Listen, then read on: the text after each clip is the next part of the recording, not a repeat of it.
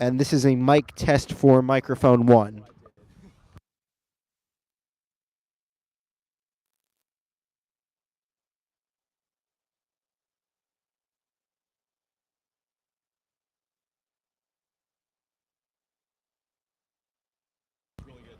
And this is the mic test for microphone 2.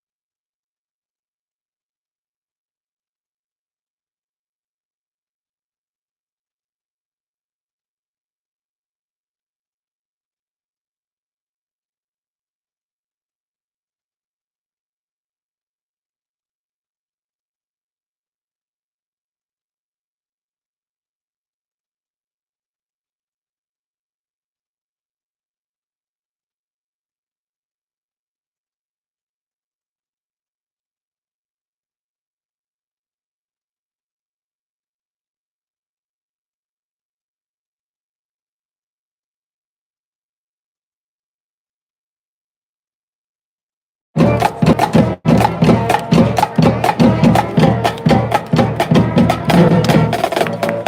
should not have done these things. I should have fucked with it.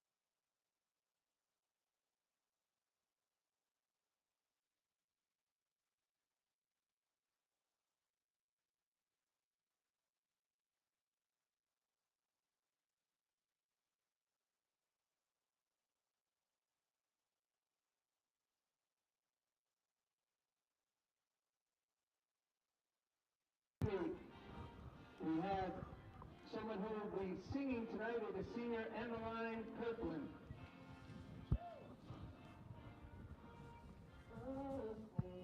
Can you see by the dawn's early light what so proudly we hailed at the twilight's last gleaming through red stripes and bright stars through the perilous fight o'er the ramparts we watch were so gallantly streaming, and the rockets right climb, the bunkers singing out, gave proof through the night that our flag was still there.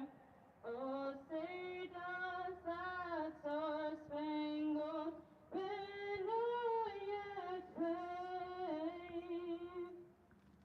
o'er the land of the free and the home of the brave?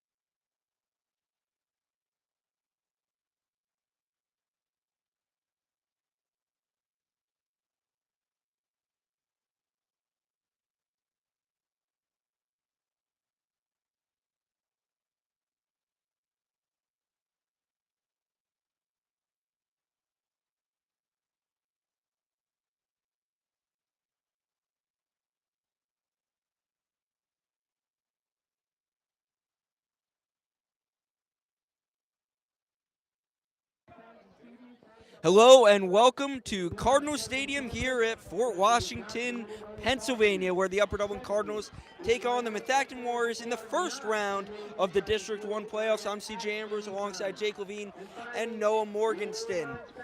The Cardinals up against the Warriors today, round 1 action in what could be the seniors and me and Jake's last game at Upper Dublin.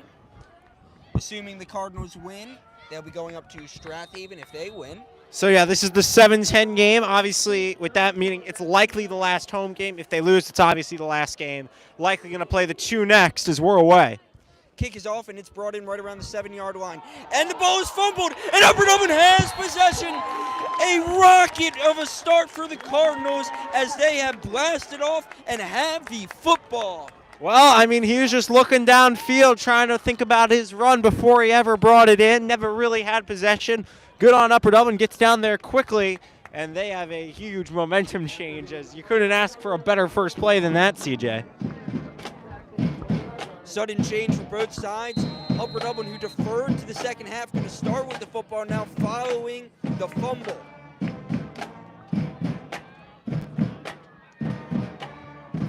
Three wide receivers. Kevin Etkin at quarterback. Man in motions, Colebrenner. It's a little pop pass to him. Colebrenner has blocking. Now going to cut inside and out. Makes a man miss. First down, Moore still on his feet. Flag down. Might be coming back. And he's still there. Clever. Going to be marked short of the end zone, but there is a flag. That was a clever piece of running by Colebrenner. Probably going to get a hold there on the outside, right where the corner was. But Colebrenner does a nice job making some men miss. And, yeah, the Cardinals are trotting back. And it is going to be holding on the Cardinals. Both teams coming to this game at 6-4. Methacton from Collegeville, Upper Dublin, obviously from Fort Washington. If you'd know that if you're a Cardinals fan, I'd assume. Kevin Etkin comes into this game, started all 10 games, right under 1,200 yards at 1,199, 5 touchdowns, 7 picks. But the real star of this team offensively has been Shine Roberts. 130 carries, 1,036 yards. He's lined up a Wildcat quarterback. He has 17 touchdowns, 8 yards per rushing attempt. It's going to be a run right up the gut, and he is down, falling forward. Shine clearly the bread and butter of this offense. We have spoken about it at length. He is the running back. He is the Wildcat quarterback for QB powers on plays like you just saw there. He is what Upper Dublin's identity is, running downhill, getting out in space when you can to make men miss, but ultimately controlling the clock and bleeding out wins at home. Second down and manageable after the solid carry. It's going to be a 2nd and 4. A beautiful fall day turning into a cold fall night here in Upper Dublin. Game time right around 7 o'clock. Roberts again, run right up the gut. Short carry, going to set up 3rd down. Assume he'll be getting the ball. Yeah, he definitely got close to the sticks there. The T form, exactly what Upper Dublin wants to do, as we have a man down. And we will tend to him as we are a minute and change through this one. We got a hurt player, and we'll take a break. Never mind, we are not taking a break because people just joined us, so why take a break? You know what I mean? Player is down. Joining us, like we said, fellow senior Noah Morganson. Noah, what have you seen so far about Upper Dublin in this first drive, really working through the running game? I like how Sean Roberts is sticking to that statistic around 7 yards per carry. It's looking good. Great fumble recovery, and hopefully we punch it in here. Yeah, and we saw a pop pass to start, so I believe it actually was a forward pass. Obviously, it got called back, but in the stats, it would be marked a forward pass as the player gets up on his own feet, which is always a great thing to see, no matter what side you root for. Never want anyone to get hurt, especially in these scholastic sports. Of course not. Brings up a 3rd and 2. Both teams a little more time strategize here. Upper Dublin, obviously, a man down, though. Proper procedure should keep him off for the play at least. And we'll see. You were mentioning the T form before. That's definitely what they have shown a willingness to do in this situation. Line up in a formation where you know they're running and the defense knows they're running and still pick up the requisite yardage. Low man wins, and Upper Dublin want to establish themselves early here. As we'll see, they have no receivers in the set like we talked about. T formation. Deep running back going to be Colebrenner. It's going to be a run to Chris Colebrenner. Colebrenner has the first down, still on his feet, brought down and it's going to be a 1st and goal for the Cardinals. Really nice piece of run blocking there on the right side of that offensive line. They pushed forward. They found the space. Chris Kolbrenner, really nice job. Just waits a little bit longer, and is able to find the right side of that offensive line, which really had a nice push off the line of scrimmage. No, honestly, we wanted to use our more complex, high-tech set today, but we couldn't due to some technical issues with one of the monitors we had. Hopefully that will be back, especially by the winter season, as this is going to be a carry now. Shine Roberts runs through one arm tackle, still going, and he is stopped. Yeah, definitely going to come down just a bit short, although he did a really nice job there to get very close to the goal line. I thought they had him at about the 3. Shine Roberts had himself a couple extra yardage, maybe 2 extra yards. They're going to spot that thing at the 1. 2nd and goal from the 1-yard line. Matt Miller getting ready. He was the UD Broadcasting graphic spotlight player. And we're going to get a false start there. I think we saw a little bit of a hitch out of Juju Campbell right before the snap. A little overly excited. Yeah, and we're going to go from the 1 to the 6 here on this 2nd down. Definitely a costly penalty, as Upper Dublin was thinking T-form, pick up the 1 yard, as they will be back likely in a position where a throw is probably inevitable if you don't get enough yards here on 2nd. So instead of 2nd and goal from the 1, 2nd and goal from the 6. 5-yard penalty, so we'll see what number 5, Kevin Etkin, can do.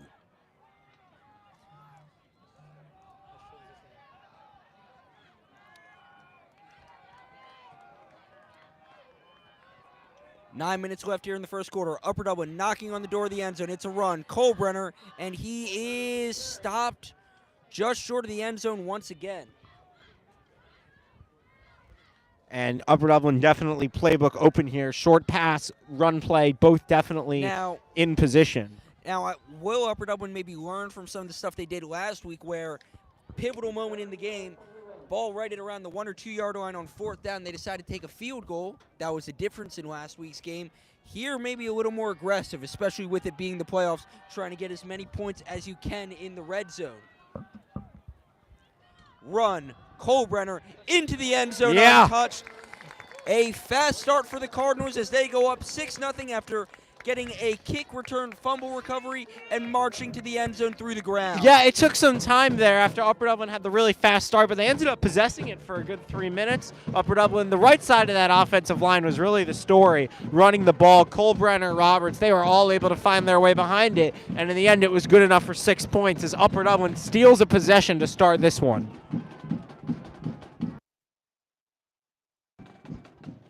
The extra point attempt is up, and it is true. 7-0, 8:25 left here in the first quarter. And Jake, obviously a very sudden change situation there. What adjustments do the Methacton defense now have to do after, I mean, for lack of a better term, just getting stomped on there defensively, run all over? Yeah, I mean, they were able to have some kind of things, and Upper Dublin penalties were able to kind of stop that drive from being a 2-player. But Methacton just really needs to make sure that they are going to get pushes when Upper Dublin runs the ball. If Upper Dublin is able to run the ball inside the tackles all game, Methacton is going to have very few possessions, very few opportunities to score with them. Methacton needs to get Upper Dublin outside the numbers, make them out in space, because if they just allow Upper Dublin to run on them like you saw on that drive, this is going to be a long, long night for them. Well, I think one place Upper Dublin would admit they may lack size is their receivers, and especially setting the edge. That's what I'm saying. Methacton, if they're able to play the requisite bodies up front, the front 4, the push front them 5, outside, to push them and outside. that's where we've seen Roberts kind of struggle, is once that inside isn't there, trying to cut outside. Yeah. Suddenly, not his fault, just gets swarmed on by the because the receivers aren't as big as they've been in years past. So I think that's definitely Methacton's game plan defensively. Special teams, they got to just cover this, and they are going to make sure they catch that before anything. Still on his feet, but running backwards, trying to find some space. Upper Dublin trying to knock the ball out of his hands. Not going to be able to do so. So we're going to see this Methacton offense. So here is the Methacton offense.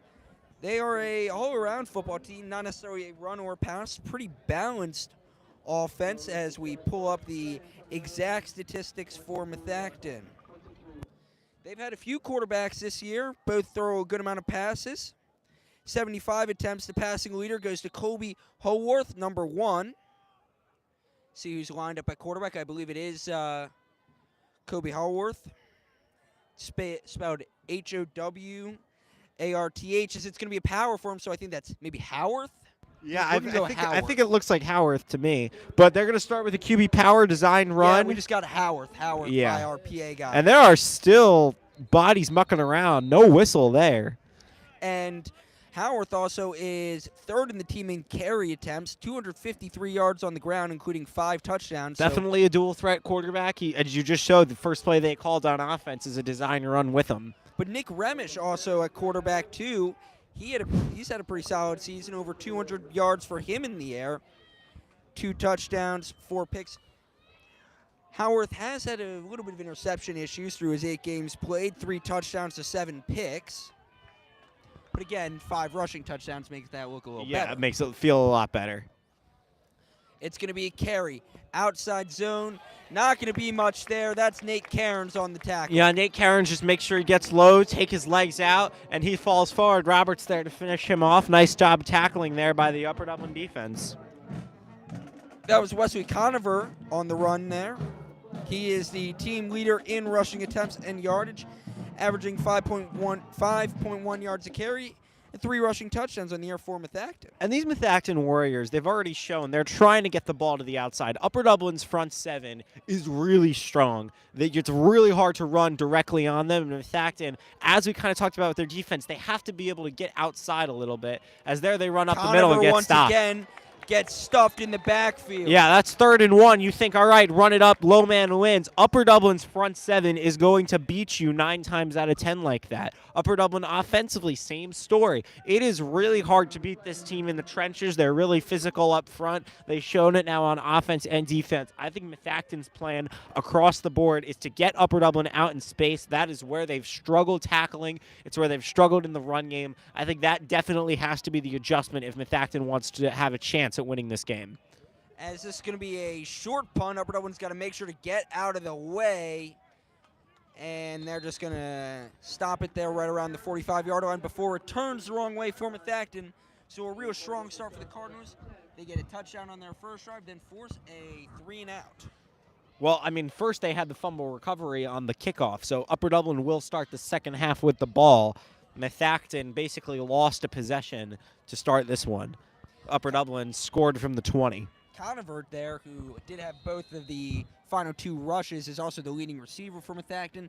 So really kind of like Upper Dublin and how they like to get their playmakers all around the field. It's very much more like Upper Dublin, like you were talking about. It's not a play offense, it's a player's offense. And once again, a little pop past Colbrenner. He's going to have some room. He is charging forward, and he is brought down after technically the reception of 12 yards. Yeah, it was a little shovel pass there by Etkin, and Colbrenner was doing a lot of east-west running. As soon as he saw a hole, very nice job, one cut, almost like a running back, a one cut back. As soon as he sees a hole, gets up there and ends up with 11 yards for his hard work. And Colbrenner will admit it himself. He likes playing in the cold more. He is a cold weather player, so this part of the season is where he really shines. Yeah, and he is one of the players on this Upper Dublin team who not just feeds off the cold, but he's been known to suffer some cramps. Obviously, those lessen as it gets colder out, much more common when it's warmer.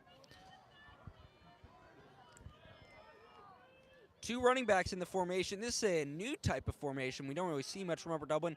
Now in motion was Campbell. It's going to be a carry. Roberts has space, gashing up the middle, and it's going to be near first down yardage. Upper Dublin firing on all cylinders right now. Yeah, that's what I like to call window dressed there. It's really just an IU handoff, but by having the motion before, the linebackers come out of position there. Really clever job there by Upper Dublin Coach Stover, known to do this stuff, where it's window dressing, a basic IU handoff, get the linebacker out of position, and Shine Roberts is able to come up with a lot of extra yards on that.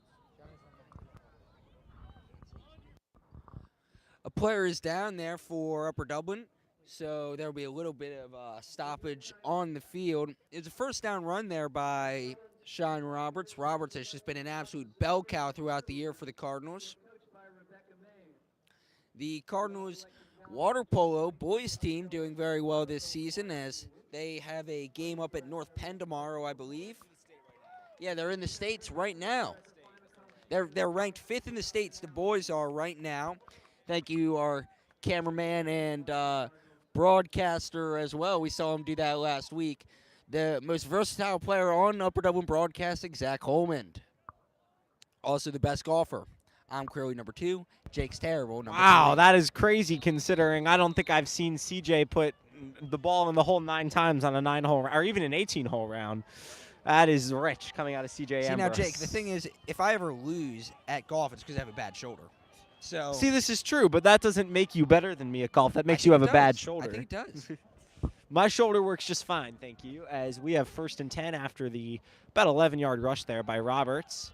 As it's going to be a deep shot, trying to find something all the time in the world, and a coverage sack if I've ever seen one right there by Methacton. Yeah, Etkin dropped back to pass for the first time. They had them draped with the safety help, basically a man-on-man defense in Upper Dublin. Just nobody's able to get open, and Kevin Etkin has to eat it, as that is the first negative play that's not a penalty so far for the Cardinals. Yeah, man, you could have gone to the bathroom and back, and that play was still Yeah, going, that was... but not able to find anything. And the offensive line just can't hold it that long. I know normally sacks are a quarterback and offensive line stat. Sometimes it's just really good defense in the back end, and there's just nothing you can do about it as an offense.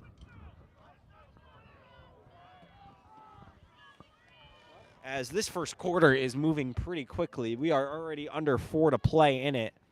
Etkin in the IU formation, and he's looking to pass roll again. out to his opposite hand, makes a nice throw, caught, going to get right back around the line of scrimmage for a 3rd down. Yeah, nice job there just throwing it over the middle. Ryan O'Sullivan presents himself to the quarterback, and Etkin's able to put it on him for a nice little pitch and catch. Brings it back to 3rd and manageable here. Still 3rd and long, but it's 3rd and more reasonable, and I think that's a really With nice how Upper second down Dublin's play. been running the ball today, it is 3rd and manageable. Yeah.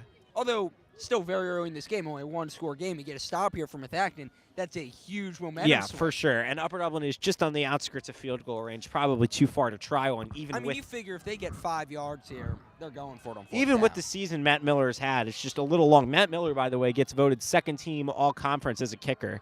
As Beast. Etkin is rolling to the out, right. taking a shot deep, has a man, and it's caught. Nate Cairns, touchdown. What a massive play there, and an all-star type throw by Etkin. There is a penalty on the play, Yeah, but Nate- as of now, a huge touchdown that is getting called back Wow. for holding. It was definitely a hold. Etkin had a lot of time to roll to his right. You can imagine that thing getting tossed. But Nate Cairns, I got to give him credit. He tracked with that play after it felt like the clock went off in Kevin's head. He gets all the way That to the is- outside. But that is a awesome sign to see if you're an Upper Dublin fan. Throwing with anticipation like yes, that. for sure. Cairns had not even turned by the time that ball was thrown, but he knew where Cairns' Yeah. route was going. Nate Cairns, really nice job there, feeling his quarterback in trouble and getting to the side that he needs to be on. It's going to make this 3rd and about 20. When you think about high school football or high school sports in general, it's 3 years are really just development years going Yeah. into your senior season. And showing flashes like that is huge. As Etkin trying to find something, nothing there, going to be swallowed up for I think a short gain. The punting unit comes out for Upper Dublin.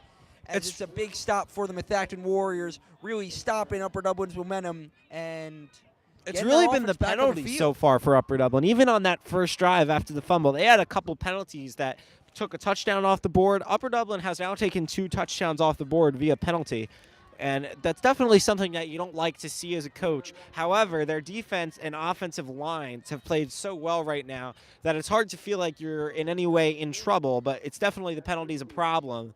Methacton will see if they can take advantage as Miller that punt. punts, and this is a beautiful punt. Nice job by the coverage team there. And I think that's Nate Cairns who made that really nice play on the football to keep it out of the end zone. Upper and Dublin winning the special teams battle in this one. Yeah, he's having himself a day so far, Nate Cairns. Yeah. He's a senior on Upper Dublin playing potentially his final game at home.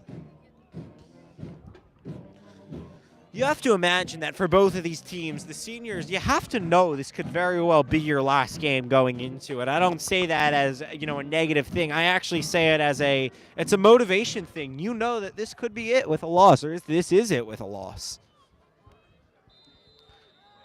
It's something you don't get in professional sports. It's really only limited to high school and college. You know it could be your last game. And bobbled at the line, but that might have actually helped him turn it into a little bit of a QB draw instead of a power. A ball And was not dead. No. They're gonna- And I think that actually helped because what it does is it kind of lets the defense obviously seeing the power, they're going to rush right up the middle. Yep, right What to does the- that do? Well, when someone rushes up the middle, that releases a little bit of a hole on that D gap, right? Yep. On the outside. And we were talking about D gaps. Upper Dublin really, really good. A, B, and really even the C gap too. It is hard to run between the tackles on this team. It is hard to stop the run between the tackles on this team. It's the D, E, and F gaps outside the tackle box where Methacton is going to want to live today offensively and defensively. So a first down there by the Warriors of Methacton. And trip there, not much. Methacton kind of with a Hawaii type Yeah, the look. green, the kind of greenish chromish helmets, the all white Warriors. Warriors. Yeah. Hawaii was the Rainbow Warriors for a while. They were the Warriors, then the Rainbow Warriors. Now they're back to just the Warriors. I don't know. I wouldn't necessarily, when I think of Hawaii, I wouldn't necessarily think of Methacton or Methacton as Hawaii. This is true. This is true. But at the same time, we use the Arizona Cardinals logo for a lot of our stuff, and when I think about had Dublin, I don't think of Arizona. We had the Louisville Cardinals. We've had all types of Cardinals. That is a really nice run. Probably going to have 12, and that's exactly what we're talking about, CJ. Get outside the tackle box. Get out into some space. That is how Methacton wants to move the ball. That is how every team who has successfully moved the ball has moved it on Upper Dublin. Not inside the tackles, but outside of them, by the numbers, by the sidelines. This is where Methacton's going to want to live today, and they've now done it for 2 consecutive first downs. Or in Sourton's case, having a 6'4" super athlete of a wide receiver. That is true. That is true. That is an exception and not the rule, and clearly Methacton doesn't have that. As, again, outside the tackle box. Outside the tackles, and it's going to be a first down and more. Been on this since the first drive, really, as Methacton picks up 13 on what will likely be the last play of the first quarter. We'll see when they start the clock again, as he did go out of bounds. And I think we're seeing here by Methacton, I don't know if it's strategy or a middle-of-the-game adjustment, but if it's a middle-of-the-game adjustment, it is a really good one. Yeah, it's a really good the one. fly. Yeah. And that'll be likely the last play of this first quarter. Upper Dublin kicked off, got a fumble recovery, 20 yards, and 3 minutes later they were in the end zone. That's the only score. But Methacton has done a good job weathering that early storm, and now are moving on the Cardinals. This is true.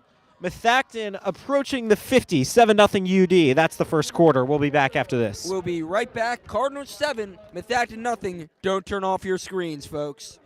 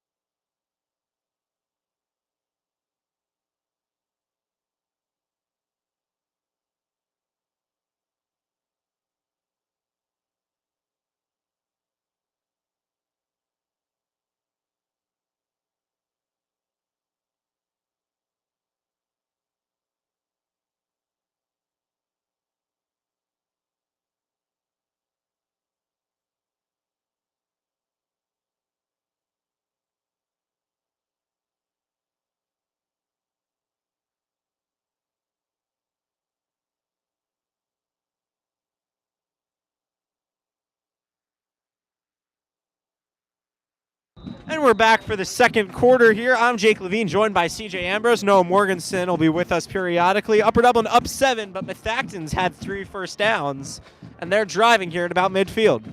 Upper Dublin band, they are hyped up, and it's going to be a run. Now, since you're opening up Upper Dublin, going to the outside, what does that open up, Jake? If you go outside, what Inside opens up? is open, but Upper Dublin, as we've talked about, their front 7 is really good inside of the tackle box. If you're Methacton, you're taking a 5-yard carry up the middle on every first down, day of just the week. showing Upper Dublin, hey, we can do that too. We now can that do you're that giving too. to us. And we are moving right along here in this second quarter. We kicked off at, I believe, 7:01 local time is what I saw. It's only 7:27, and we're in the second quarter. Play action, rolling outside, trying to find a man, has him first down. Really nice piece of throwing there. He rolls out to his right, knows where his receiver's going to be, just in between the numbers and sidelines, gets that ball out on time and on target, which is something we talk about really for quarterbacks of all levels, but especially at the high school and college levels. Quarterbacks who get the ball out on time and on target really can find success at this level. Right there, rolls out, knows where his receiver's going to be, on time, on target, pitch and catch, first down. First down now from the Methacton Warriors. 2 wide receivers. Man moves from tight end into the backfield. Split backs. It's going to be a run. Not much there right up the gut. Yeah, it's hard to run the ball on a simple IU zone right there in the B gap like we saw there. Upper Dublin will find it and swallow it up for a yard gain. Especially when you're showing a run up the middle, right? Yeah. Because they did a play action to a run up the middle, so the defense now is going to Defense come is up feeling the up middle, the middle. and then you run it up the middle. If you want to run an IU handoff, I think you have to tell your running back to get to the outside, get I'd to love the to see outside. maybe a play against Upper Dublin now. Maybe this is giving strategy to someone else, but maybe like faking a little pin and pull pitch and then giving it off inside. That would be very nice. A lot of options here for the Warriors play callers as we have a throw. Going deep, has his man in the end zone, dropped through his hands a la Corey Coleman. And he had him beat, CJ. I throw unnecessary shade at a former Baylor star. Yeah, I don't know what was up with that. A lot of guys have dropped touchdowns at all levels of the sport, but there was no safety help. It was cover 0. You're absolutely right. And from the slot, he had him beat up the seam. Really nice football there. And it just wasn't in there. It wasn't to be. As we were talking about, they have run the ball really effectively. Only that one pass, that little comeback on the sideline. He had him in the seam, just dropped it. We probably could be in a tie game right about now. And it'll be 3rd and 9. Upper Dublin escaping there. Man was wide open, just unable to hold on. Maybe buy yourself a new pair of gloves. Yeah. Because they aren't working. As we got whistles. Yeah, I think it's just a timeout. Maybe an official timeout. I believe that's what it is, just an official timeout. Cardinal Stadium could be hosting its last game of the year here. You see there, though, very smart on the official timeout. What does Eric Berman of the Broadcasting Club do? He looks at his coaches and talks to them a little bit, just seeing if there's anything that wants to be adjusted. That's very good there by our very own Eric Berman, coming to the sideline and seeing what he's got, coming back out now. 10 to play in this first half as we have a 7-0 UD game. The difference, that muffed opening drive kickoff, that opening play kickoff, excuse me, and the 20-yard touchdown drive that ensued. 3rd and 9 here. 3rd and 9. Can Upper Dublin pull a little tightrope walk here after escaping? Pressure comes, screen. Very nice call. 1st down and more, but they're calling him out of bounds. Wow, they're just going to say his right toe stepped out. I absolutely love the screen call in that spot, CJ. You knew Upper Dublin was coming. Quarterback does a very good job. Especially getting pressure from the other side, too. Yeah, Upper Dublin, the entire offensive line felt it exactly. They fell out to the right beautifully. The quarterback, fearless, and gets that ball to the running back. They're going to spot him short. They're going to say his right toe came out on the sideline. Question is, was it the big toe or the pinky toe? I don't know, CJ. Oh, Ryman. There we go. Oh, CJ. Big 4th down here, though. You have to assume they're going for it here in no man's land. Oh, and a man Whoa. jumps. Huge mistake there. Both teams beating themselves up with penalties. Yeah, and you have to think on a 4th and 4, there's a chance. And now that the they punt might- unit comes out. You have to think that there's a chance that you're just trying to maybe draw them off sides and you may not actually run it. That is out the window now. Hey, and I'm not trying to be that guy, but Upper Dublin students, come on. A little bit of a weak student section here for a playoff game. Wow, CJ, the shade. That I punt's mean- away. I understand it's a little cold, but, there's a lot of bodies there. I mean, body heat's going to radiate. CJ. Upper Dublin will take over inside their own 20 after the punt. Really? I call it how I see it. There's a man down there on the field. It's a Methacton Warrior. I mean, I think, I don't know. I just feel like there should be more students there. was gonna quote Kanye West, but maybe not the best person to quote. Not everyone's favorite. Uh, Yeah, it was really dumb. I wouldn't have even said that. Well, I was just thinking about quoting the man.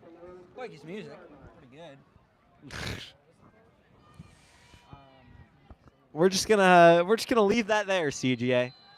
Upper Dublin's gonna take over, as we said, inside their own 15 actually, as Etkin is in the pistol strong.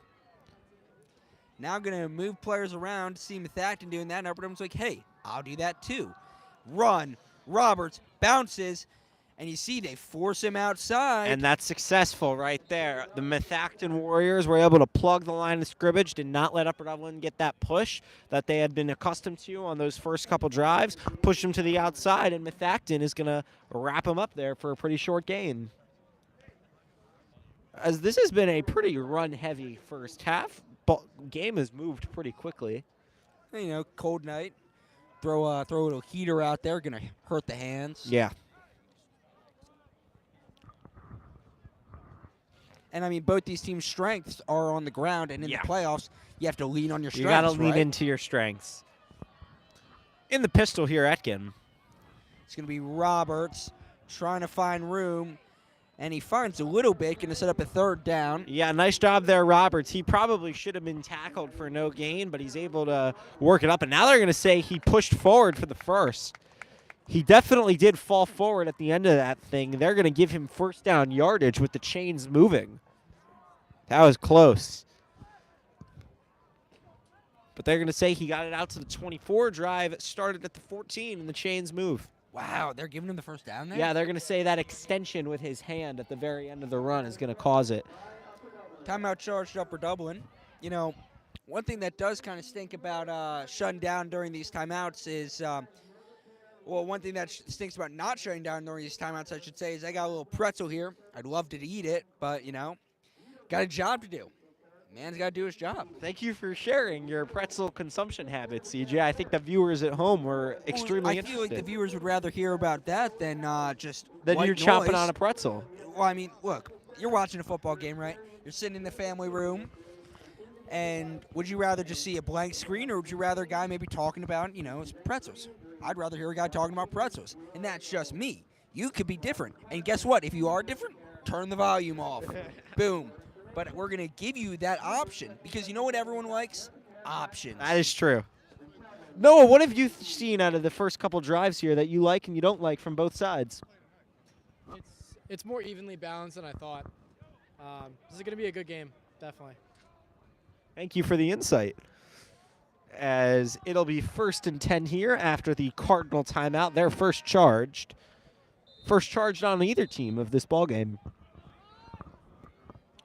4 wide receivers on 1st and 10. Martin Campbell in the backfield. Probably in there to block. Maybe get a little screen to Campbell. Expecting out route from the four slot. Receivers in the set.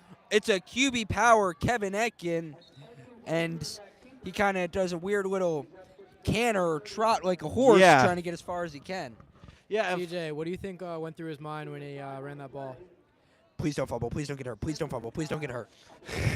That is pretty accurate. That is what a lot of quarterbacks think. When Pat they, Mahomes says he's so fast because he runs with fear. That's what he said. Yeah. That's fair.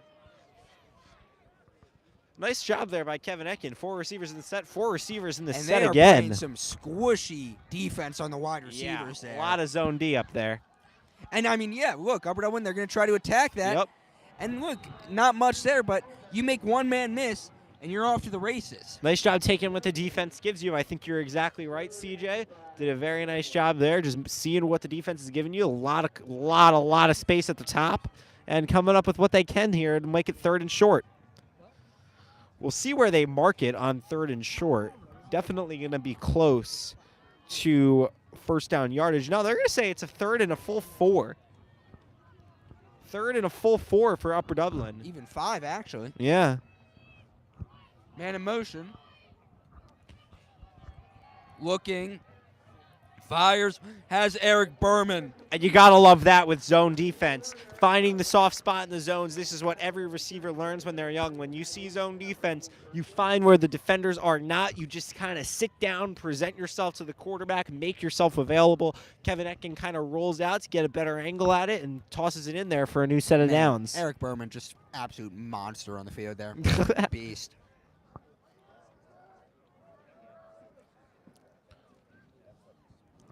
.703 left in the first half. Now Berman in motion. I think they wanted him there. Pressure coming.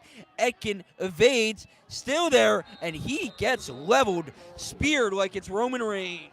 Yeah, and Kevin Etkin really did feel it coming from the right side. He had to come out and come back in. Still is going to end up paying the price for what was really nice pocket awareness there by Kevin Etkin. Really nice pressure there by the Warriors as they were able to get in there for the sack.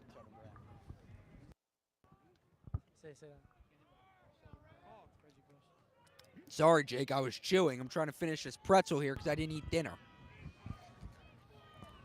Etkin, he's going to hand it off. It's the big man, Martin Campbell, and he's rumbling through. I love seeing a big man with the football. Big man with football, CJ. I couldn't have said it better myself. As Juju Campbell takes a little screen pass, puts his head down, and comes up with the first down for taking the contact. It's another guy, just absolute monster, and love Shine. I understand why he gives Shine the football so much, but there might not be a more fun person to just run with the ball.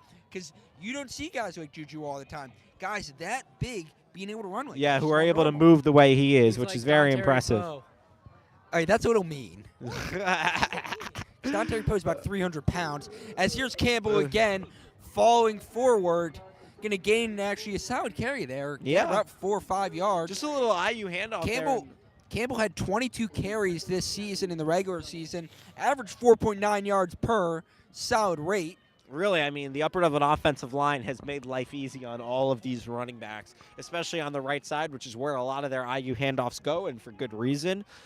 The Upper Dublin offensive line has made life really easy for the running backs. It's made it really easy for Kevin Etkin. It has been really a focal point, which is why it's so surprising to see Kevin Etkin get hit, because he really has not absorbed a lot of contact this season. Campbell in motion once again. Handoff right up the gut. A lot of room. Still on his feet.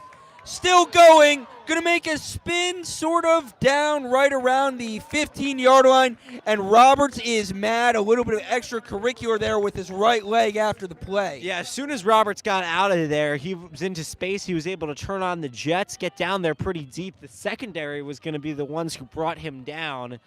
Roberts maybe doesn't like the way they put him to the ground. No, he wasn't brought down. He was out of bounds, Yeah. really out of bounds. Guy picks up his right leg like he's shooting for a single leg takedown in wrestling. And, I mean, there's just no point. You can injure a guy. CJ's wrestling references, some of my favorite parts of every program here we do. Wrestling makes you better at football. Football makes you better at wrestling. These are all true. Under 5 to play in this first half. Back to Roberts. You know how many football players? You know how many players in? You know how many NFL players became Olympic wrestlers I don't know, actually. or NCAA champions? 0. You know how many NCAA champions have become NFL football players after not playing any football in college? How many? Multiple. That's true. Name one. Brock Lesnar. There was one with the Patriots. You I forget really his shouldn't name. have tested him on that, And, Noah. 6-time NCAA champion. What's his name? I He wouldn't just have- died. I- 6-time NCAA champion. Because back in the day, Noah, for wrestling, you could be an NCAA Division II champion, and then that allows you to wrestle in the NCAA Division I tournament. And not only would he win Division II, he'd then go up and win Division I. Now we're pulling up his name because we got a timeout. So guess what that means? We got time. And again, if you don't like listening to us during timeouts, turn the volume off. Again, I really do love CJ's wrestling references. They are some of my favorite parts of these programs. I don't say that in a ironic way at all. I think it's fantastic. Carlton Hasselrig, 6-time NCAA champion, former Pittsburgh Steeler. Guy was a beast. Where did he go to school? Where was he wrestling? Oh, let's see. University of Pittsburgh at Johnstown. Was NCAA Division II champion 3 times. Then said, you know what?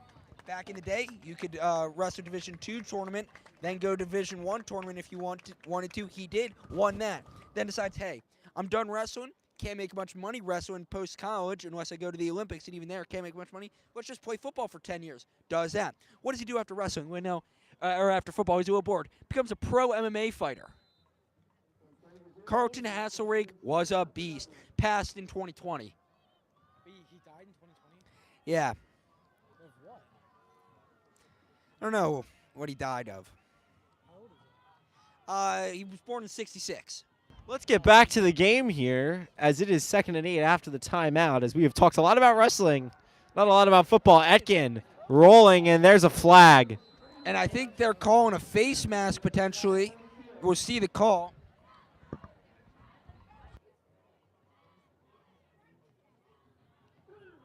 Jake, have you hopped on to Fortnite today? I have not. I know Braxton did, who is, with our club.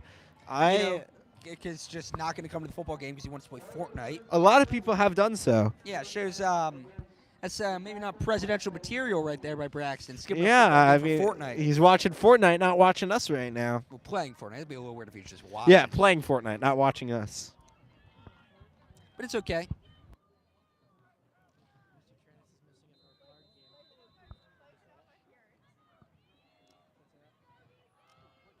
.409 left in the first half.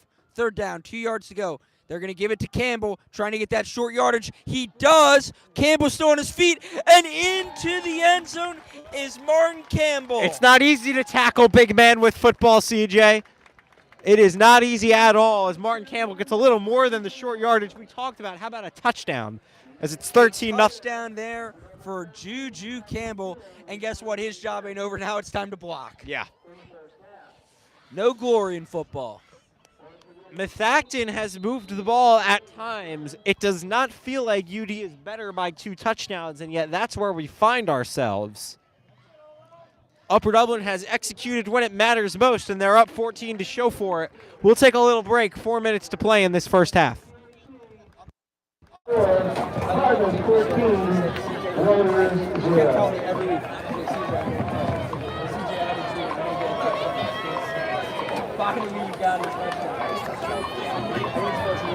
Where's Ronald Shepard? I didn't see him on the side. He's playing her. During his 30-yard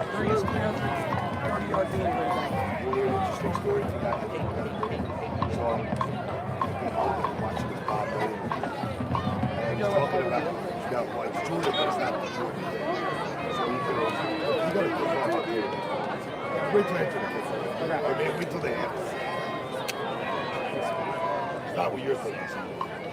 So here's kickoff. I'm Dublin 14-0. What is soccer? It's never really big boat out there. Football. It's all red.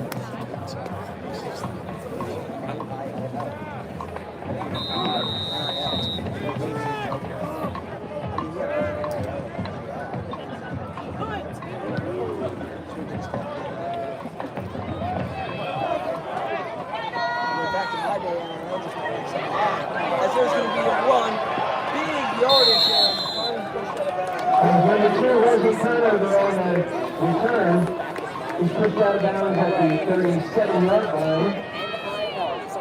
First and 10 Warriors, and then 37. I love it when the Jen's kid talks about back in my day. Everyone's like, older than you. At least I don't say that. Well, I was saying it as a joke. I've never done it like 3 months. I was joking. Here we go, defense! That's exactly what Stop, Red!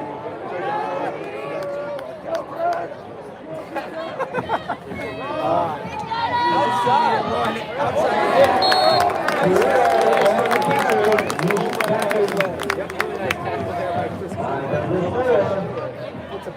There's quarterback.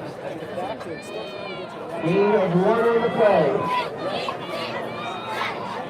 2nd and 9, Warriors.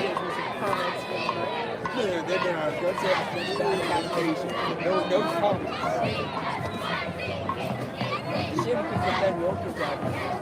Yeah, one of the fan favorites. People love him. Timeout is called by Methacton.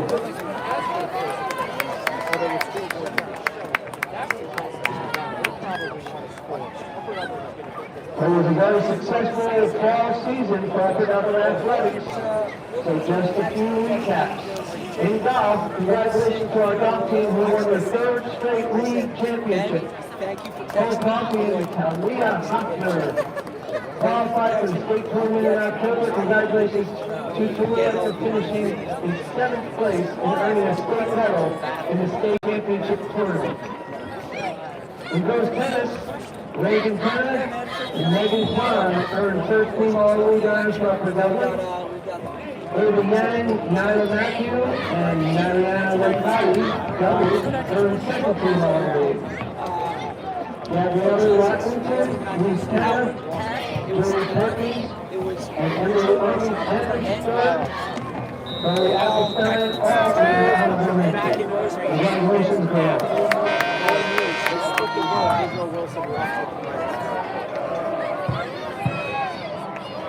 Maybe that's why I was using free photo and we're trying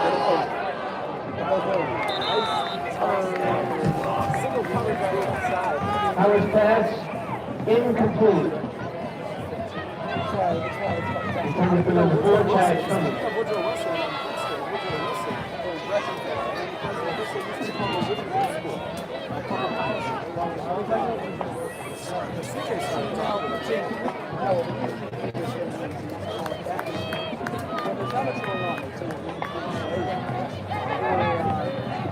$39 for the Warriors.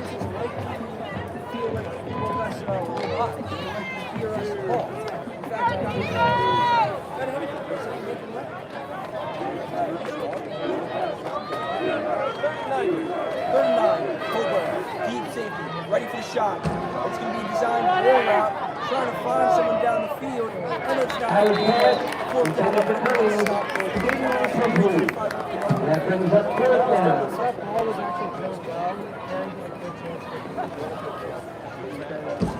Methacton on to punt for the Warriors. First play runner back to receive. Along with Shine Roberts. I didn't get a chance to catch yesterday's game. So Will Levis kind of doing the Tom Brady stuff last week. Not saying he's not ready, but throwing the ball at the feet of his receivers when he's not able to get outside the pocket. I was all over the Steelers. Yeah. Steelers. Levis played well. Extend Canada. No, please don't do that. The NFL world doesn't deserve that. He's 6-2. A play runner on the fair catch. Up and up a lot. Another runner on the start. First and 10 from room 42. But they're 6-2, so why change it? Yeah, they are. They're 6-2, Jake. Now he's Googling. It's not because of their offense, it's because of their Well, right, it's because their defense and special teams is like that. That's definitely not because of the offense. Now they're 5-3, second in the AFC. 6-2 Cardinals. 5-3 is still pretty good. 5-3 is still pretty good. It's going to be a run right now. Bouncing outside. Roberts a ton of space. Just not Terry Roberts. third level. 11-yard run. First down at the Dublin. First and 10 at the Warriors 36.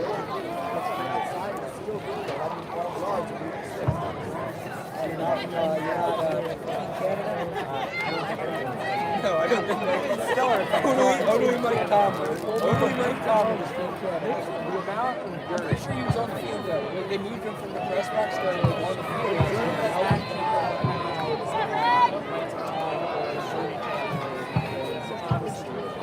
Now going into the high form, we don't see that too much. Being patient, fumbling the football now, and the Dublin is going to keep it. That's going to be an incredible. Roberts fumbles, but at the Dublin And you is see Kevin Egan working the sideline as quickly as possible to send a check out. and Sullivan on the recovery. Ball stays in possession of the Dublin. There's a loss of 12 on the play. Loss of 12 there is just not that way. That goes to the goalie. Back to him to punch it out. And he was the highest scoring offensive player. Second and 21. ACC?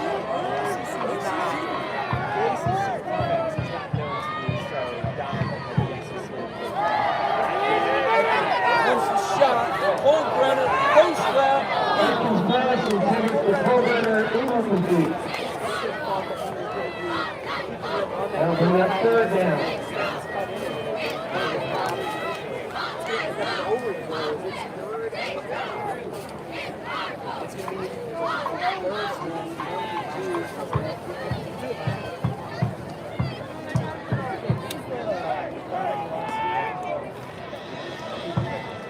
Why would I know? Why would anybody know? Things that have infiltrated our broadcast with the Woody Rooster instinct to find out their lessons. Looking, scrambling, and he's brought down by his knee. Open second in the backfield. At the 39-yard line. Loss of 5 on the play. Fourth down for the Cardinals.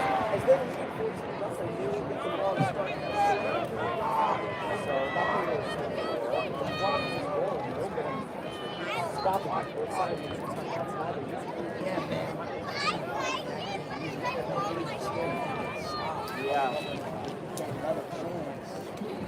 Seems like the Nationals are okay.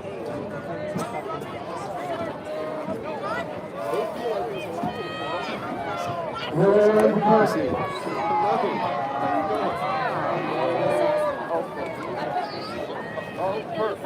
Okay, this is going to be a kickoff from Miller, sorry, a punt from Miller, and taking up another friendly pass. And then Miller rolls out of bounds at the 9-yard line. Warriors will take over first and 10 to 9 with 57 seconds left in the first half.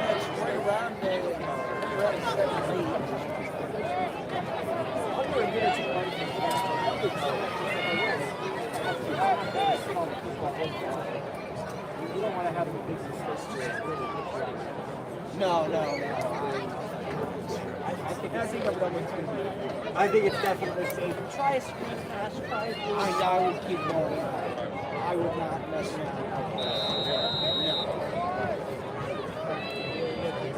They are in the gun. It's a safe pass. They're actually a really good play call. Give me that, Don. I like that a lot. Tyler's pass is complete. And number 8, Lee Ballinger. Talking about all the wrestlers turn Pittsburgh Steelers, Woody Roosters, and said they got 7. And with 8 on the play. Yeah. It says function. It's second and 4. Second and 1.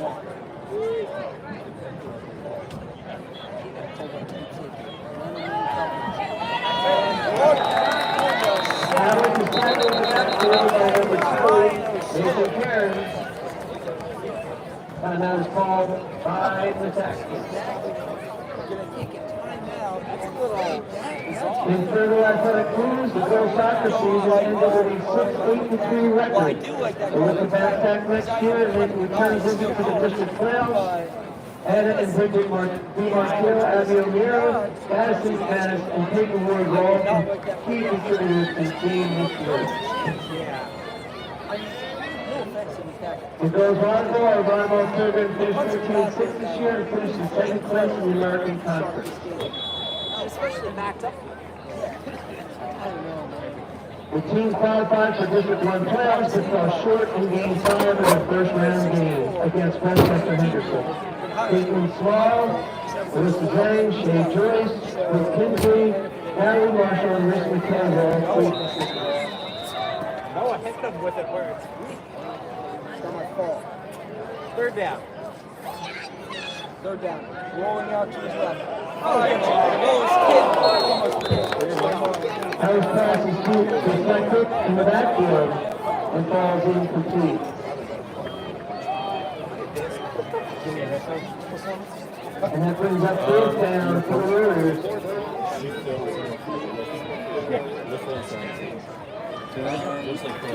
Yeah, that would be great. Thank you. My microphone on this side. Just cut around back to see for the Cardinals. Not the brightest. great bounce there from Methacton. Ken's punt is down at the Warriors 48-yard line.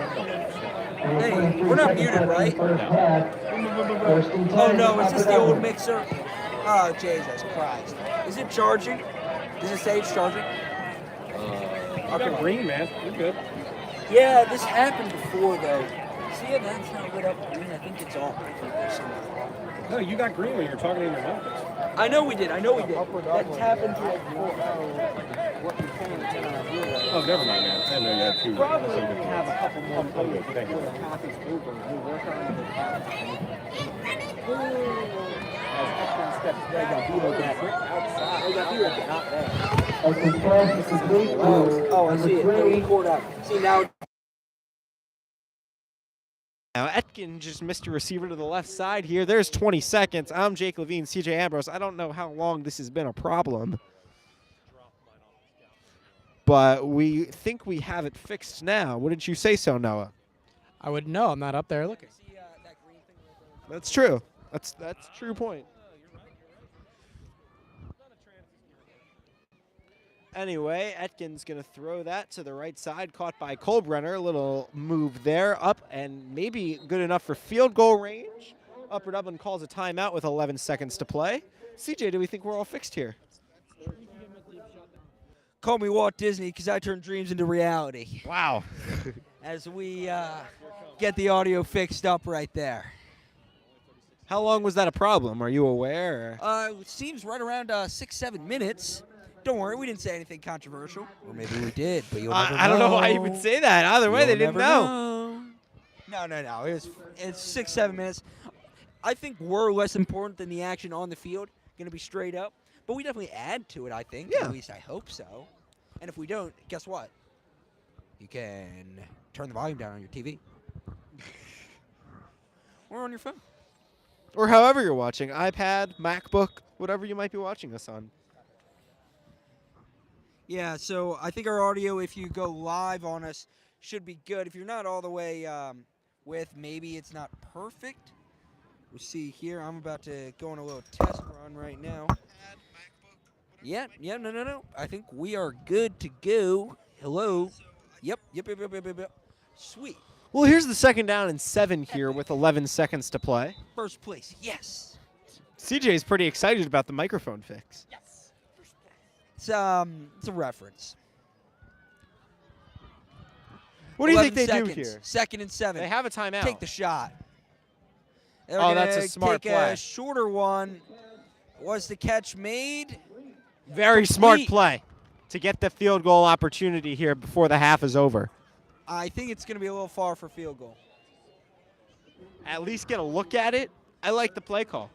I mean, you're going to have 5 seconds here, so, maybe take a, now that you went out of bounds, maybe, take a little, boom, little 5-yard slant right up the middle. See if you can run forward 3-4 yards. Go down. Nope, they're going to go for it. Yeah. I like it. Yeah, this seems like the right call here. 5 seconds, you probably think that this is the last play. They're going to set up at the 35, so we'll call it a 45-yard field It's goal. going to be a career-long attempt here for Matt Miller. We've seen him drain from 50, I believe 51 was the longest I've seen him do during half times of games. He's got the leg.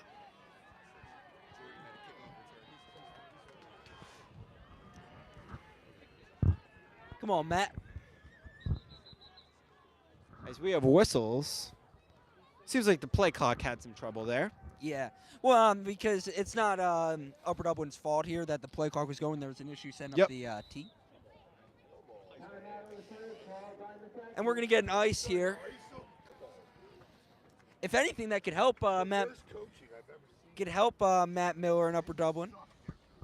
Because now what that does with the ice,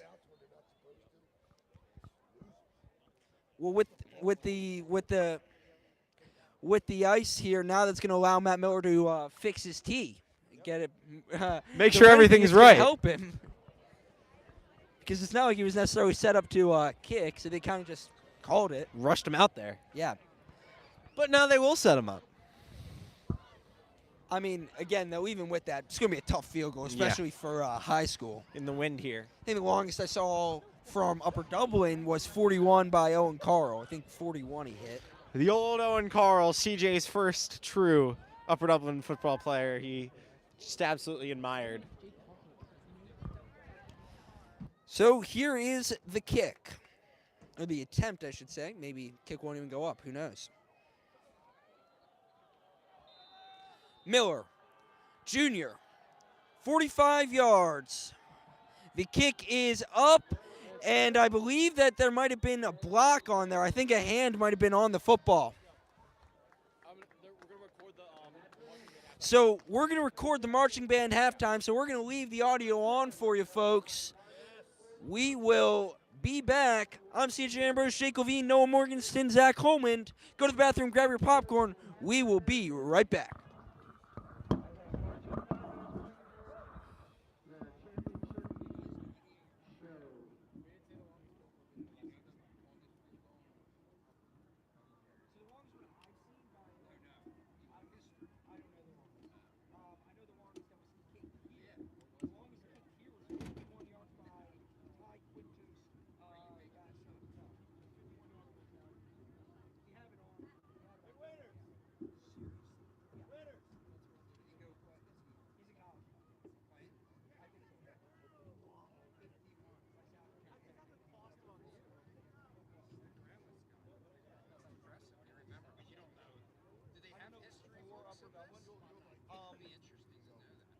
No, they don't necessarily. I'm sure they don't. So they don't. They track like insane. They do. So yeah, like we knew yeah. So we knew the rushing record before Shine. And here was 280.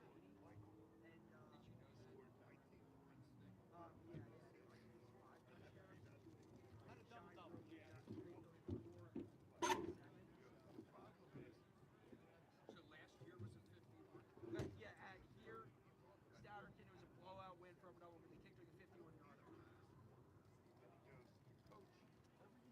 Now entering the field for a special halftime performance. From Fort Washington, Pennsylvania, the Upper Dublin Marching Cardinals. Student leadership of the Marching Cardinals includes drum majors Alexis Androlonis and Gary Miller. Color guard captain Claire Herman. Front ensemble section leader Yuna Jung. Battery section leader Georgia Hall. Operations from Janina Jukman. Secretary librarian Izzy Fishman. Our social media is run by August Zamborski. Our dedicated staff includes Kristen Warren, director of bands, Kelsey Jacobs, assistant director. Color guard by Kim Anthony, Casey Wolfer, and Melissa Jacobs. Percussion by David Liu and Mia Neck. Field technicians include Dominic DeStefano, Bill Van Veen, and Jessica Jukman. The Marching Cardinals are presented to the tireless effort of the Upper Dublin Marching Band Parents Association. The principal of Upper Dublin High School, Mr. Robert Schultz, and the director of activities, Miss Ashley Martonic, and the board of Upper Dublin school directors. The band is fresh off a first place finish in the annual Avian Band in the Boneyard competition, where they also took home Best Visual Ensemble and Best Effect. Tomorrow afternoon, the Marching Cardinals will be competing in the U.S. Band Group 2A Championship. Our season is dedicated to our fellow Marching Cardinal who left us way too early, the incomparable James Gray. We miss you. The defense is pretty good. We catch no breaks. And I don't think we should have signed Danny that contract. But we should have tagged him. Yeah. You think you're going to beat the Cowboys? You think Dallas is going to win? Dallas is going to win. I'm not doing it with Eagles. Yeah, pretty know that. But you hate the Cowboys more than anyone. I'm a realist. Dax ain't great. Dallas has your number. So if we do win this week, the division is over. If the Eagles win, Washington's done. New York's done. they're going to beat New York twice, and we'll get the number 1 seed. If we, but this they have to win. How is it not on Monday Night Football? How is this a daytime game? How's it a 4:20? How's it not at least Sunday night? Yeah, Monday. How is it not at least 4:20?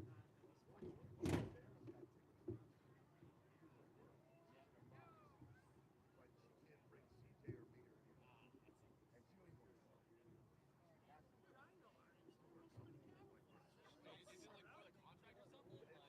she only wants one. Her phone's in Boston, right? And once you're there with the insurance company, and I'm like, you don't even She's wanna- hosting the You event. don't even exactly. You don't even want to go.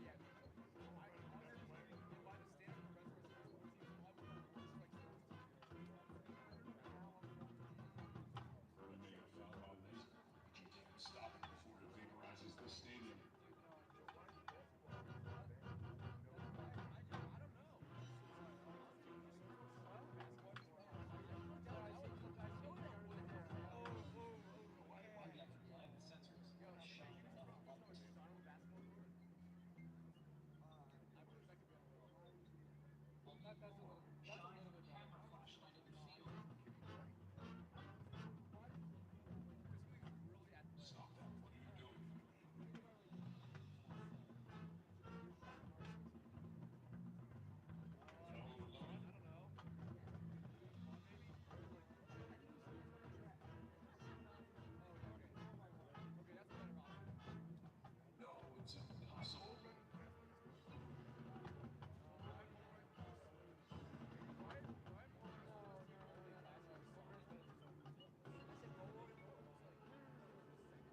The name Agent. Agent year 2.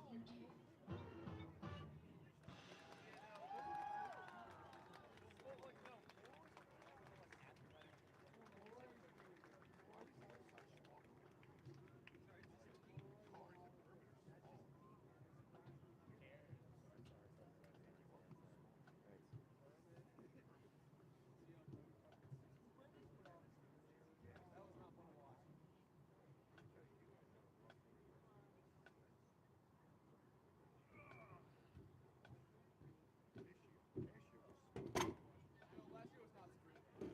Compared to this year. I was thinking last year that was You don't think on the whole was better? No, the eyebrow was like big. It was like fucking washed out.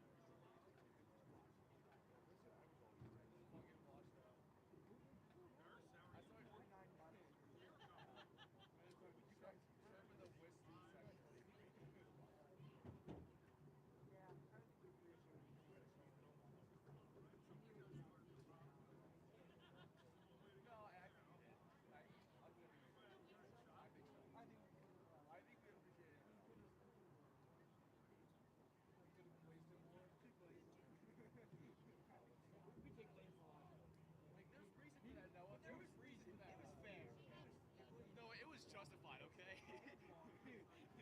No, it was very much justified. Gym class, and it was like the end of the world. Zach Brown heard him, and then everyone looked for Colin because he was limping to the nurse. It was like the end of the world. I was like, Were you in that gym class? yes, I was in it. Oh, were you in their game? Yes, I was. So what was your reaction to it? I was like, oh shit. And then Ryan came, I was like, oh, you got up and Zach.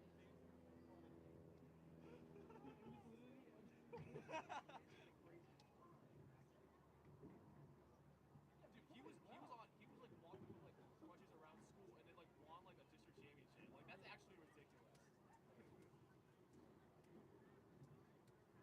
I do Get out of here in a few minutes. I'm just getting tired. I know it is. You want to stay till the end of this? I'm old. It's a big game, you know. Oh, I know it is, because probably the only playoff game they're going to win. What do we? How good is scrap game? In further athletic news this fall, our field hockey program finished the year 11 trips and 1 and earned the 18th in district playoffs. hell am I listening to? The team fell to Marple Newtown 2-0 in the first round of the playoffs. Mason Kuhlman, Olivia Vitella, Olivia Berto, Ella Lyon, and Cameron Luke all had strong seasons for UD this fall. Our boys soccer team finished the year 15-3 and in second place in the Liberty Division. The team won their first round district playoff game 1-0 over CD West. Campbell Heckler had the goal with 14 seconds left to win the game for Upper Dublin. In the second round, they lost to Lower Murray 2-1, which ended their season. Kyle Spurt, Riley McLaughlin, Ruby Leader, Campbell Hecker, Dave Copley, Brady Hillman, and Don Flacco were some of the main key contributors this year. I did my research after the game. And water polo, congratulations to our girls' water polo program, who advanced to the state tournament last weekend. They went 1-2 at the tournament and finished in 6th place, which was 1 place higher than their seed. Overall, it was a great season for our girls in the pool. Anna O'Malley, Abby Wicker, Ava Brennan, and Rebecca Waldron were key players this year. And congratulations go out to our girls cross country team, who won the championship for the fourth consecutive season. Dave Castronova, Emily Kulak, Brooke Reardon, Haley Clark, and Jess Massara were all strong runners for the girls. In boys cross country, Gus Platt and Jason Dean qualified for state, while Kevin Wynn, Toby Brown, and Anthony Taylor, who also had solid seasons for Upper Dublin. Congratulations to all the Flying Cardinal athletic teams. And once again, we would like to acknowledge the support of our cheerleaders and the marching Cardinals, who go on tomorrow night for their final competition in Allentown. Good luck. That's what it was. And I bet you they stayed in Colin's house.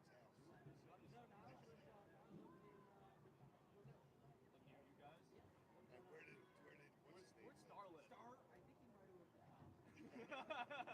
Wait, did they actually like get him like just like for crazy? Like that? Yeah. Actually, Stover pulled it off though. You gotta get Starlet go to like a high level school or like college. Did you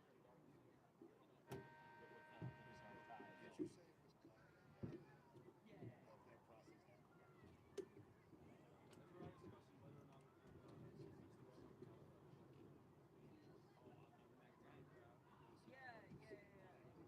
Over Quakertown. Yeah.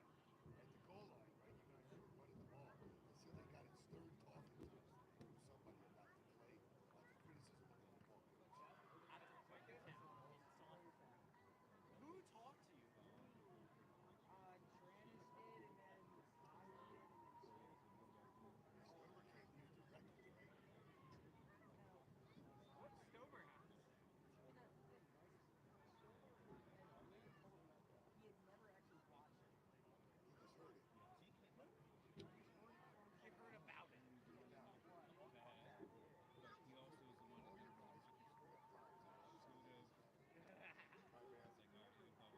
We had problems that one time.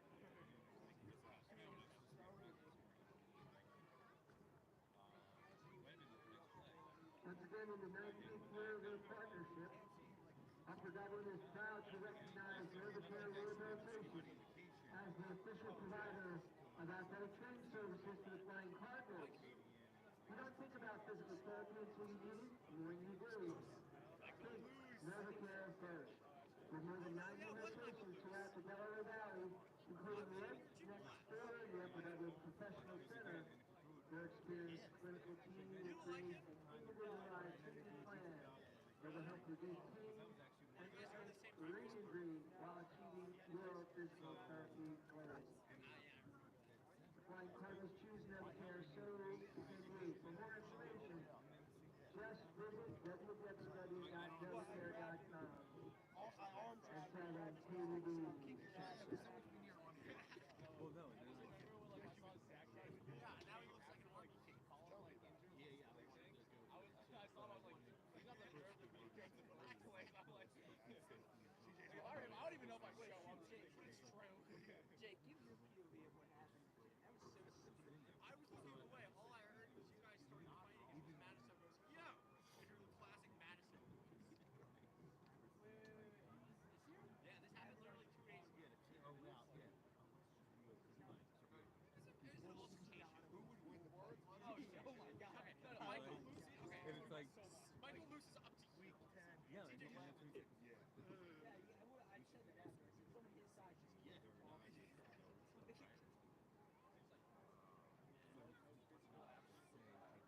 Oh, dude, he grabbed my neck. It was an altercation. Do it too, and it's up to you. I don't think it was that hard. You know, he's going like that, turned him around, and just walked it. like, I don't. What was that?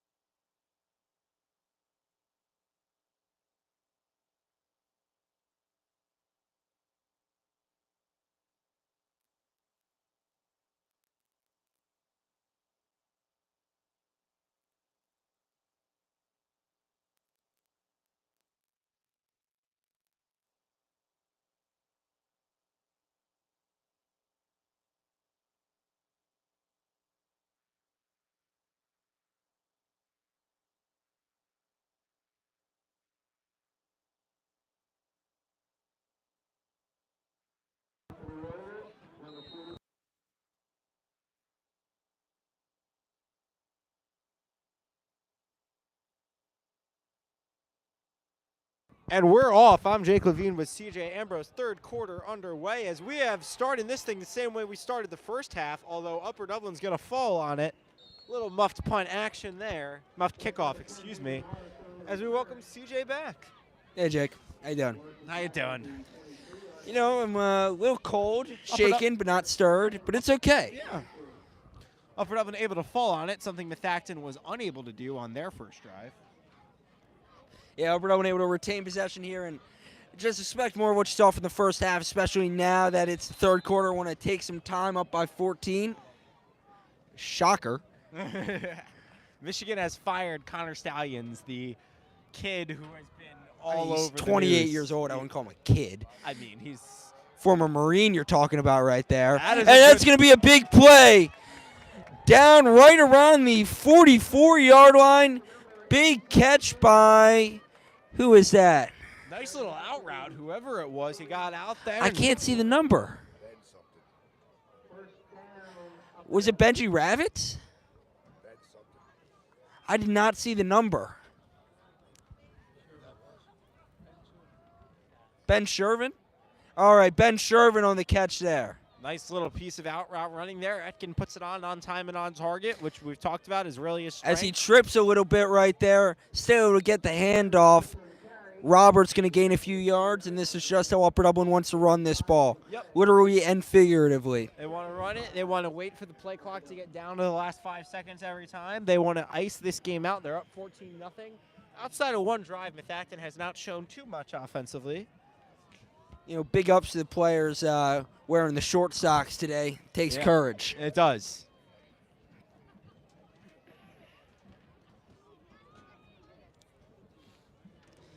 Still a lot of people filing in here after they got their food a minute into the third quarter. Second half here. At Cardinal Stadium. Ekin making a little adjustment. Now he's under center. Going to do a quick little hitch route. Colbrenner, stiff arms, and is pushed out of bounds. Well, that's First a productive down. play for a first down right there. Chris Colbrenner catches it short of the sticks, but he's able to be shifty with his feet and pick up a lot more than the first down yardage. Yeah, just kind of wish he stayed in bounds there, but beggars can't be choosers. Yeah. I'm not going to be mad at that play. Anyway, the ball is set, so the clock will be starting momentarily. Man, this is crazy that this could be our last game at Cardinal Stadium. Yeah. Just kind of starting to hit. That's wild. It's going to depend on how the 2:15 game goes. If And Upper we're Dublin seeing does. more of this I formation. First time they've done it all year, really. Roberts bounces. The Don't clock get hurt is here, not Sean. moving. The clock has not moved. Well, it's not going to matter. They're going to reset the clock a little bit because there was a flag. Yes. I was trying to pull up the current Strathaven score. That would be impressive if you could find it live on our air. Oh, yeah, you keep talking. I'll get it. I love it. They're going to move this thing back there. A little bit of illegal procedure. Or it's actually going to call it a hold. I thought it was a false start. I was sorely mistaken. You know what? You're human. It happens to everyone. Hold by Upper Dublin. We'll call it 1st and 20 as the clock is rolling. CJ, what did you find on Strathaven? Yeah, man, game is live right now. Can we get a current score is the question. As looking, scrambling, gonna take the throw, but not gonna be complete. That was intended for Juju Campbell. Might have had him. Probably the safe thing there to just make sure that it is not a penalty. Or an interception, excuse me. Yeah, trying to get a score. They just aren't reporting it on Max Preps. You'd assume Strathaven probably up on Great Valley. That is the 2:15 game. This is the 7:10. Upper Dublin, of course, the 7, which is why they're hosting. Yeah, that is how numbers work when it Yes, comes to seeding. That is true. Pistol strong. It's going to be a run. Bounces out. Now in. Still on his feet. Brought down is Flag came in Roberts. from the umpire. You're probably going to have a hold there on the left side of the offensive line.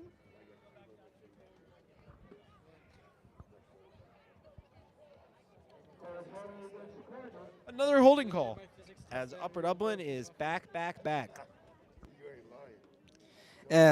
You know, there was a history test today I was not in school for. So Mr. Pring let me know before the game. Good thing could have been bad. Could have been bad, man. Thank you for sharing that information. No problem, dude.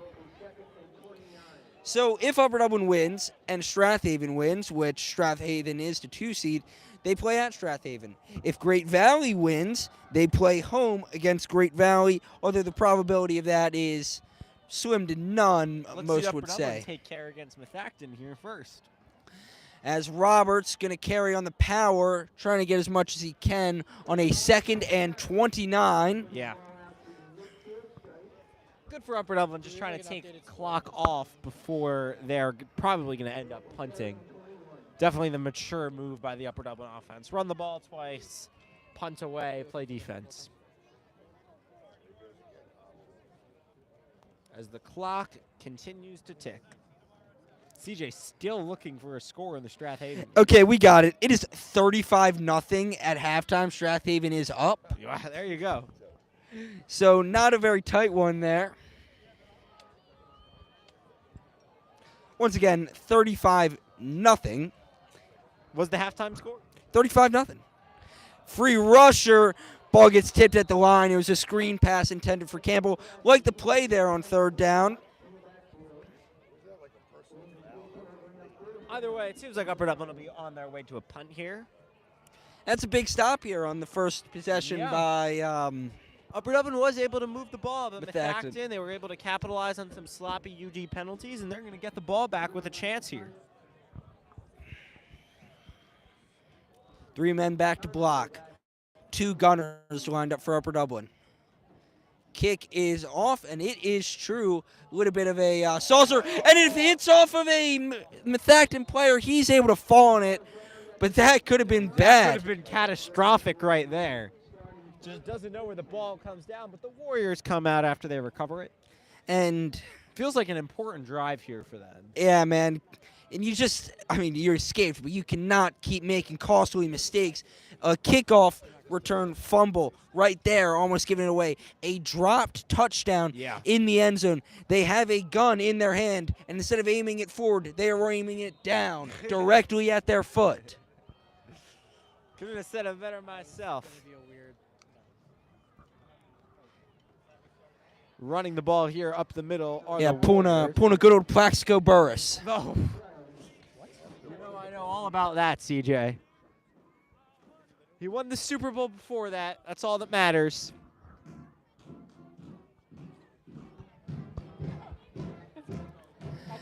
Clock rolling, so you got to like that if you're a Cardinal fan. Yeah, man. No real rush here from Methacton. Which is the mature Which is move. fine. Yeah, they have plenty of time.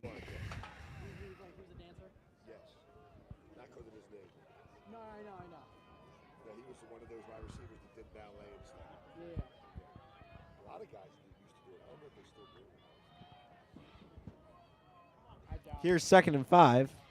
2nd and 5. It's going to be a run going to the outside and knocked out of bounds. Out of bounds here is close to the sticks. What do you think they do here? Pass or run, CJ? I think I would expect some kind of long handoff to the outside, but we'll see if they decide to pass. Yeah, so here's what you're doing if you're UD, right?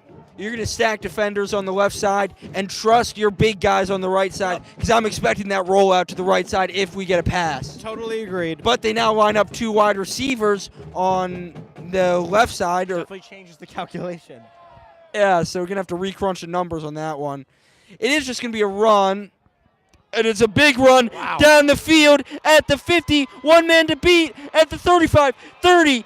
And he is gone. 10-5 touchdown. A huge run, as you can hear a pin drop here at Upper Dublin. He spliced through that defensive linebacking group, found his way, had the safety to beat, and he beat him with pure speed right there. And just like that, Methacton is on their way to cutting this lead in half. If not for that drop earlier, they'd be tied. As we were talking about the Strathaven score, Upper Dublin in a football game of their own, as we see right there.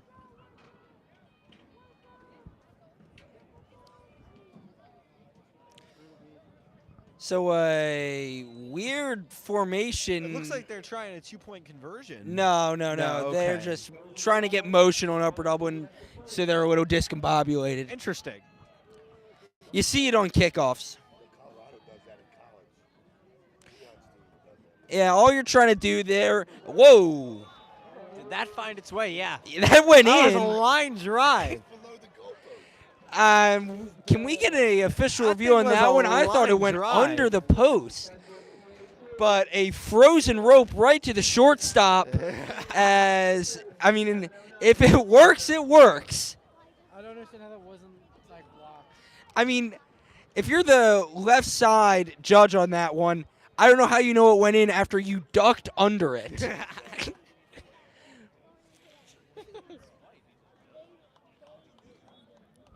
Either way, it's 14-7, 7 to play in the third quarter. Noah, what do you think about that long touchdown there by the Warriors? To speak? Oh, I mean, you said they were weak outside, and then they ran outside like they did earlier, and they scored. I don't know. What else do you want me to say about that? Great analysis, Noah. Noah Morgensen's analysis. I love CJ talking about wrestlers and Noah talking football analysis. Nothing I'd rather have in this broadcast booth. Yeah.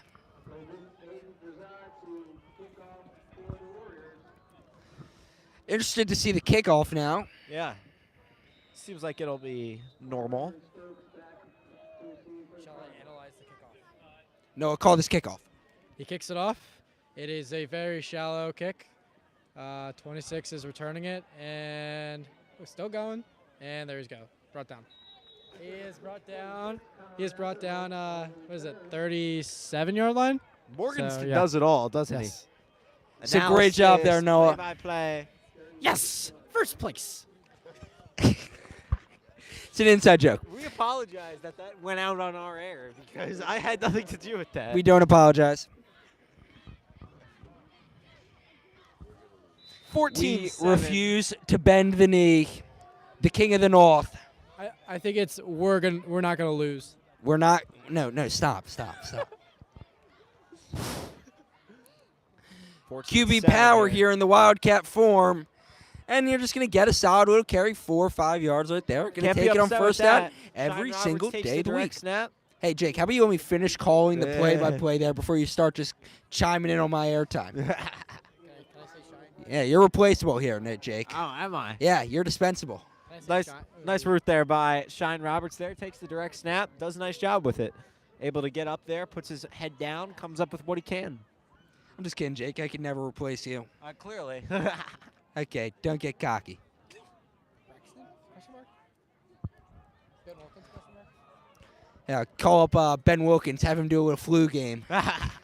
Do it on Zoom. Just the hold the gun. mic up to the to the Zoom camera.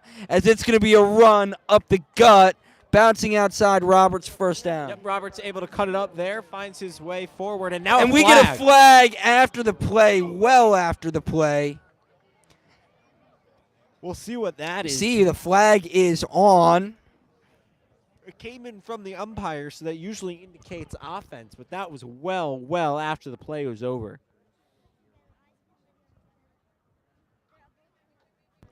And it's going to be on both sides. Personal foul. So after the play, personal foul on Upper Dublin. So that brings it back 15 yards. But it will still be a first down, so not the worst thing in the world for Upper Dublin because they'll get to drain a little more clock here. Yeah. I think that is technically a 1st and 10, right? It is 1st and 10. Because it's first down, And then the penalty. then the penalty. Yeah. Yeah. So maybe some strategy. Who knows? Could end up helping. Roberts lined up in the slot. Watch that. It's going to be a run. Campbell knifing through the defense, bouncing off a tackle and getting a lot of that yardage back. Really good piece of running there by Martin Campbell. Just really has no fear. He runs with a full head of steam, and he's able to come up 8 right there on first. 2nd and 2, playbook wide open. Under 6 minutes left here in the third quarter. Just under 17 minutes, 18 minutes left in the game. On a Friday night here in Upper Dublin.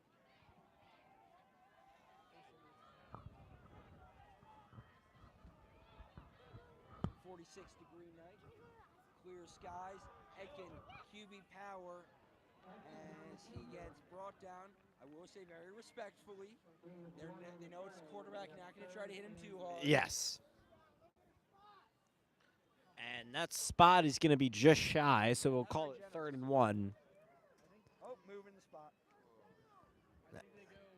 First down. Yeah, they changed that. They changed that spot well after the initial ruling came in. And the chains are moving. Chains move, Upper Dublin, draining clock. Yeah.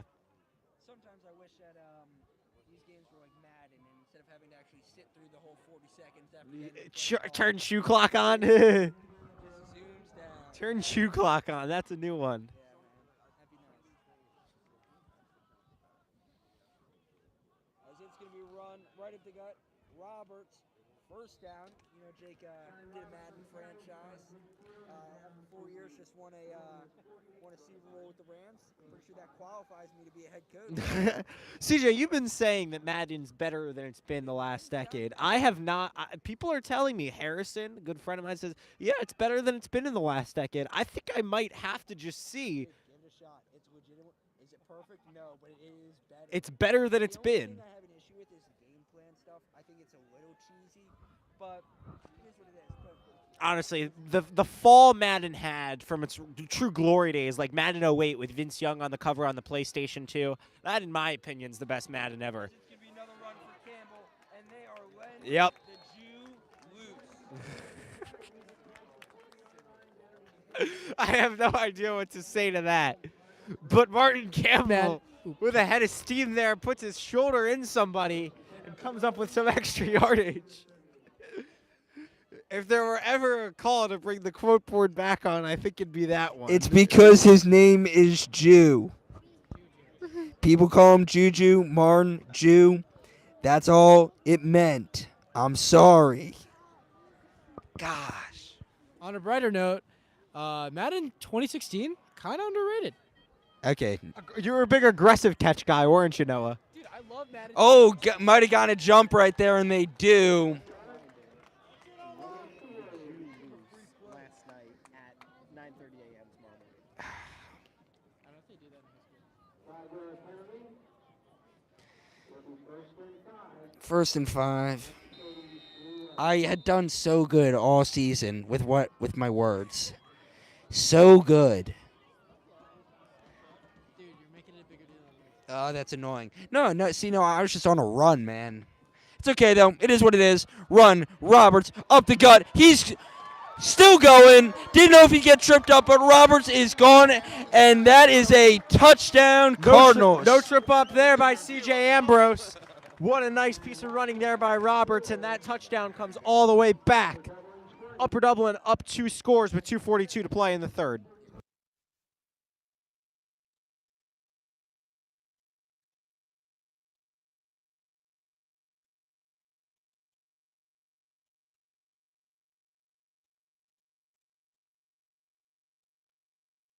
Extra point try here by Miller.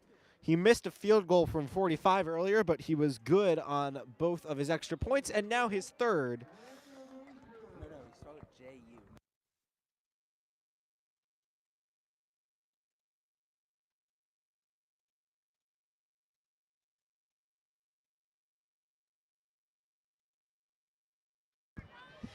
So that's a extra point good for the Cardinals, 21-7 as we near the end of the 3rd quarter.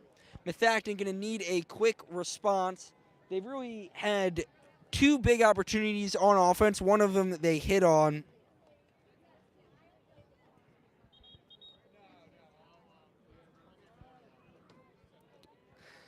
Special teams coaches giving Upper Dublin some advice. Obviously, we've seen some of the special teams mishaps by Methacton, and maybe going to get a little creative here, Upper Dublin. 21-7. Again, this feels like it was on the last drive for Methacton when they were down 2 scores. This feels like a must-score drive, and probably a touchdown if you're the Warriors. Wouldn't you agree? I would. Speaking of the Warriors, I really am not a big NBA guy, but Steph and Clay in the last 5 minutes last night, again, were unbelievable.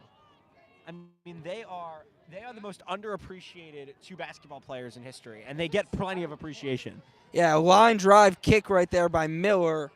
It's going to be an okay return down to right around the 25-yard line. I know Noah Morgensen is pro Splash Brothers. I mean, Stephen Clay. I don't know if Noah knows a lot about basketball. Stephen Clay, underappreciated or overappreciated? Aren't they having like a really good season right now? They always have a really good season every year. Hey, Jake, I can't see the field. Why are we talking about basketball? They're the Warriors. That's Jake, why we're Jake, having this Jake, discussion. Jake. That's good to know. How about we talk about Colt Brennan or something? I mean, we've talked about random players for the Pittsburgh Steelers. I mean, yeah, but I'm saying like we're talking about Warriors, Hawaii colors. How about the greatest player in Hawaii history, Colt Brennan? This is true. Rest in peace. Yeah, rest in peace. It was really a tragic. Yeah, news that was for him. sad, Yeah. man. That was sad. Is it's going to be quarterback power, trying to find space? There's none. Let's go, Juju. Again, in the middle of the tackle box, it's just not where you want to be against this Upper Dublin defense. We've talked about it at length today. And it's really just never where you want to be against Upper Dublin. They are a really physical football team in the trenches on both sides of the ball. And it's just really hard to gain yards on them. CJ, what do you think about that? Say that again, Jake. I was just misheard talking you. about how hard it is to run in the middle of this defense. Yeah, man, real tough.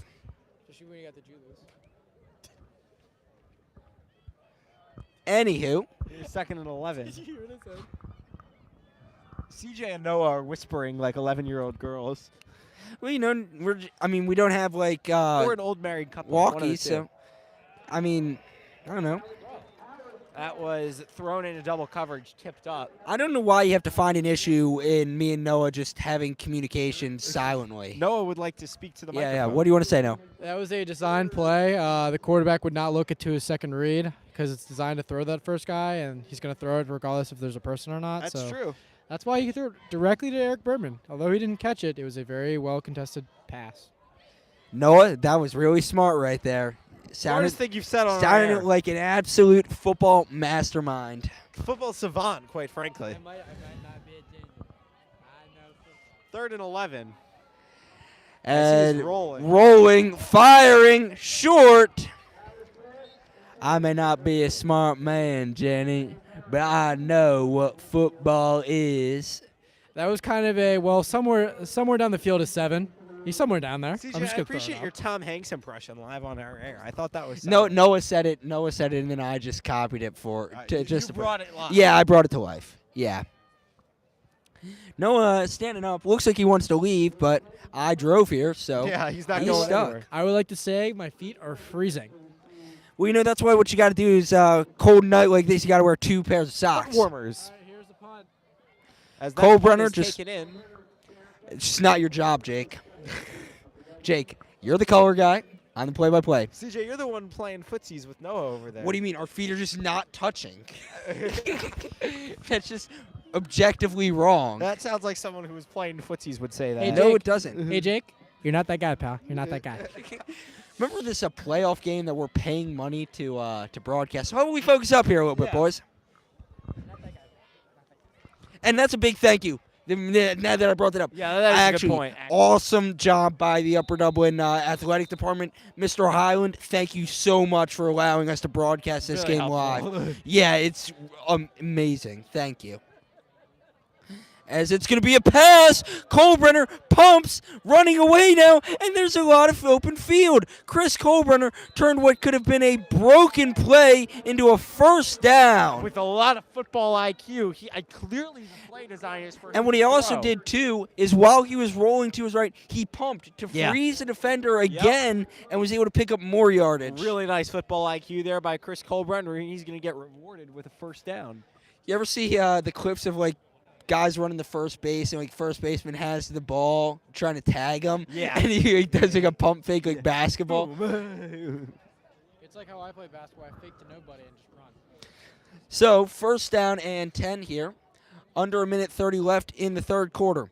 Upper Dublin trying to close this one out. It's going to be a run. Roberts, not too much space. He's going to be gobbled up by the Warriors defense. Yep, really nice job there. You haven't seen that a lot tonight with Methacton's front seven, but right there they said we've had enough, and they stop him right in his tracks.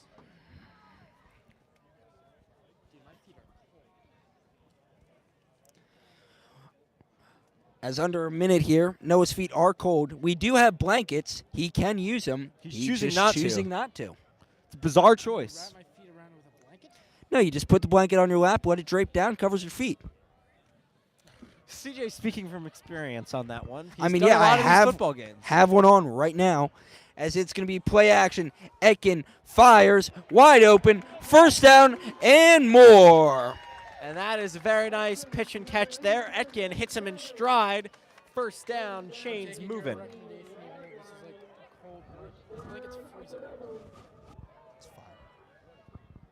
As Upper Dublin probably gonna have, they do not have to run another play here before the. No, and quarter I ends. wouldn't. I wouldn't either. And yeah, Stover, he is trying to draw his guys in. No need to run another play. Just start walking to the other side of the field as we go into the fourth quarter. Cardinals 21, Warriors of Methacton 7. No change here. Still a 14-point game. I'm CJ Ambrose, Jake Levine, Noah Morganson, Zach Holman, and we'll be right back.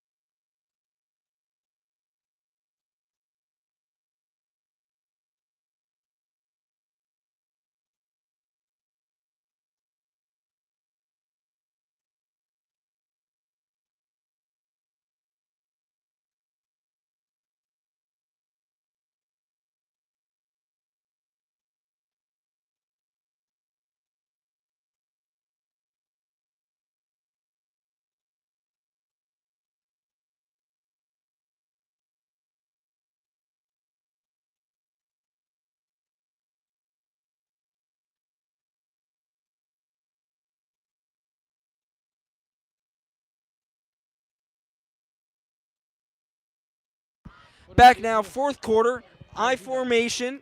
It's going to be a carry to the fullback, Martin Campbell, and they have really been giving him the ball, and he has taken that opportunity and ran with it, literally and figuratively. Yeah, I mean, they have really integrated him into the offense in a way that no one really could have anticipated. This is the Shine Roberts show, but he has used his opportunity here. Shepard has not been dressed today, and he has used his opportunity as the second back to really impact this football game in a lot of ways.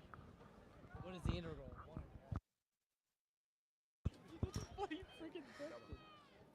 As it's going to be a second down and short here. Dude, for stat, he put one of his favorite things to do is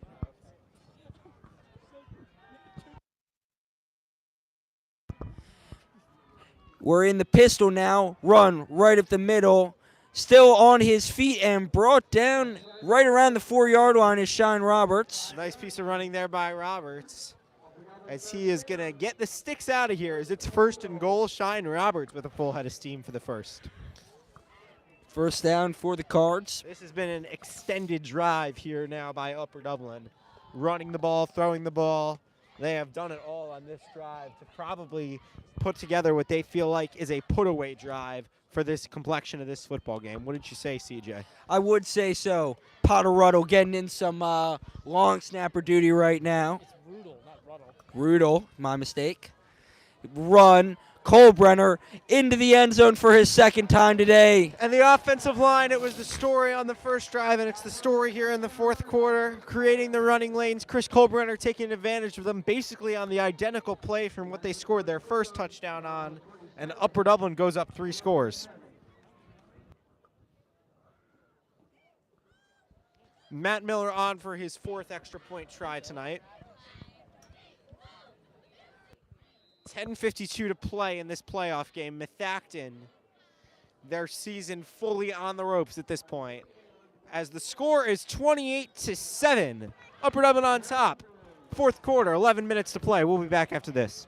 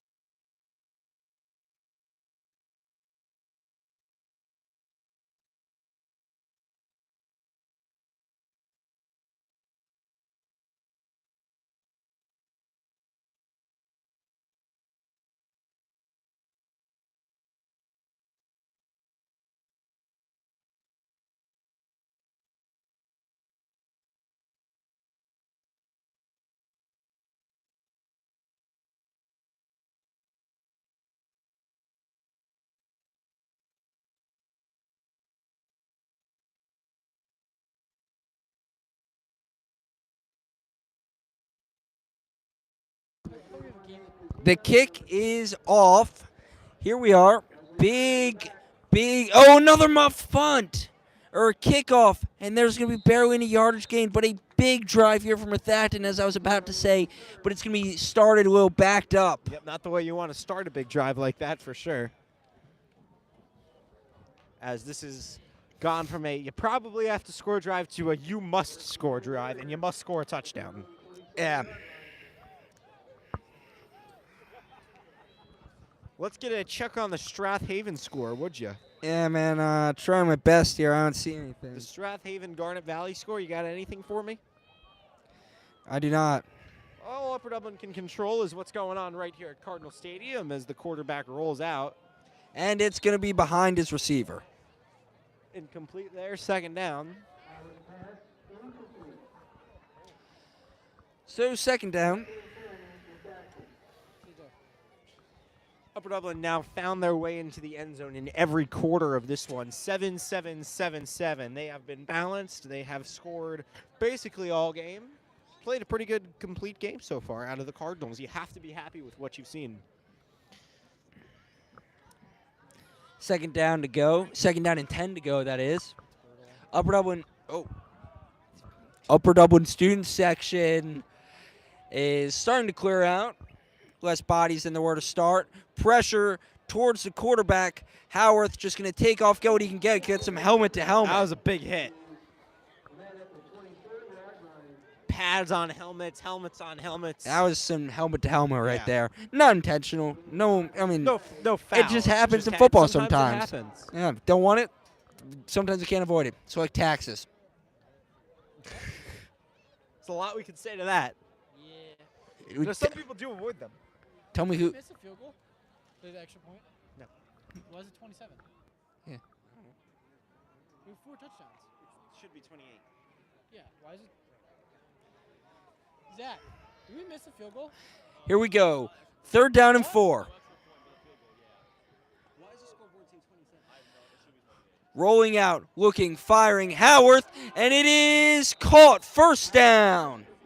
So keeping their chances alive here. You should do it if you're on camera.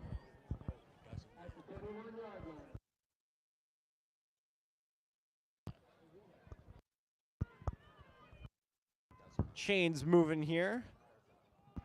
Methacton and Upper Dublin.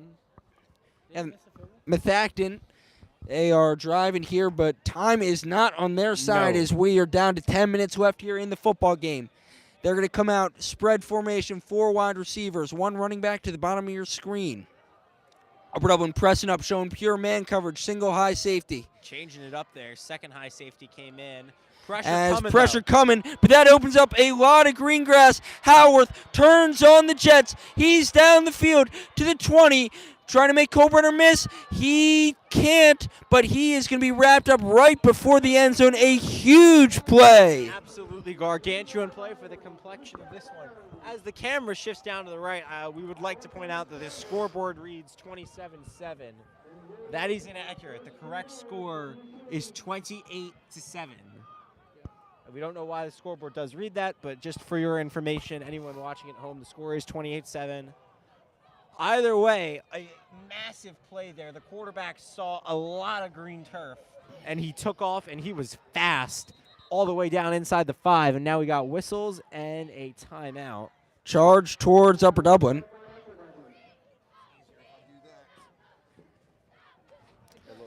9:39 left here in the game. Upper Dublin up, it reads on the scoreboard 27-7. I don't know if that's correct. Yeah, Not our job, though. Hopefully it won't really impact anything. A huge gash right there, and Howarth showing speed that I don't think we've really seen today. He turned on the jets right there. He saw green, and he just went. Yeah, we haven't seen that speed really out of anyone today other than Shine Roberts. So getting the play call and running in is the Methacton Warriors. Sorry, I keep forgetting their nickname. Yeah, the Warriors. Yeah. That's not a nickname. It's their team name. Their mascot name, their nickname, yeah. I don't know. I guess there's nothing really to do with Methacton that deals with Warriors, but on the same hand, is there really much that deals with Cardinals? And Not really. There's Cardinals at Robbins Park, but that's really it. CJ would be a Robbins Park enjoyer. Hey, Robbins Park is cool. It's going to be a run right up the gut, and that's a touchdown for the Methacton Warriors as the green and white score. It is going to now be a 2-possession game once again. Under 10 to play, so they've had basically 2 must-score drives, and they've scored on both must-score drives.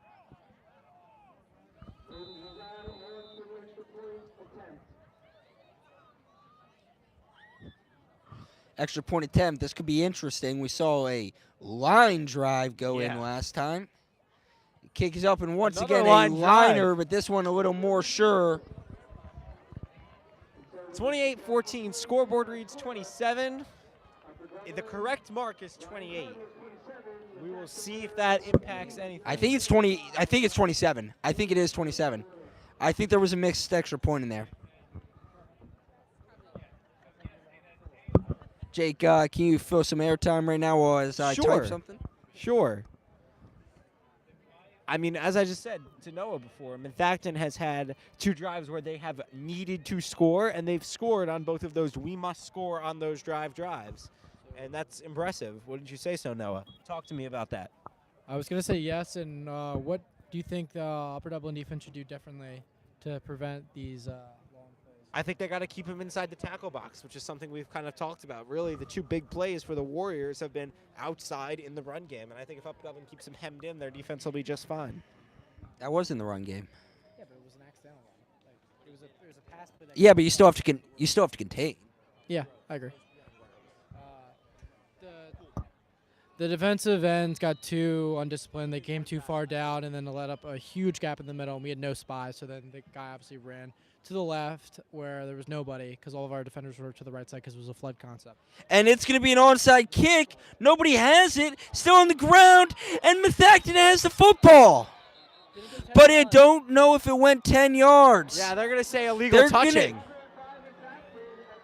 They're going to say UD touched it, so it was live. So if UD touches it before it's 10 yards, then yeah, the ball is live. And they definitely did. The onside kick works out in the Warriors' favor. And you got to capitalize now. Under 10 to play, a touchdown is all but mandatory.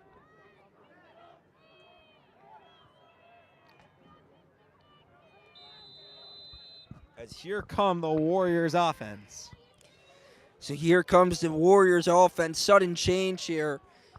And momentum definitely in their favor. A run, trying to find space. There's not going to be too much, but falling forward, going to make it a solid carry of around 4 yards. Nice piece of running there. And you would think Methacton would show some sense of urgency now. You can't bank on getting 2 onside kicks, wouldn't you say?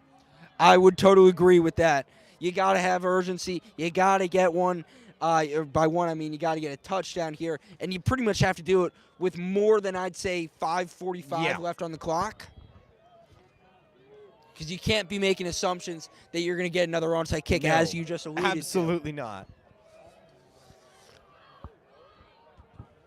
Man in motion, 2 running backs. It's going to be a designed quarterback run, a huge block set right there, getting to the outside and brought down. Tackled in bounds. That's definitely something Upper Dublin's going to be happy about. The clock will tick as we are under 9 to play in the 4th quarter of a 2-touchdown game.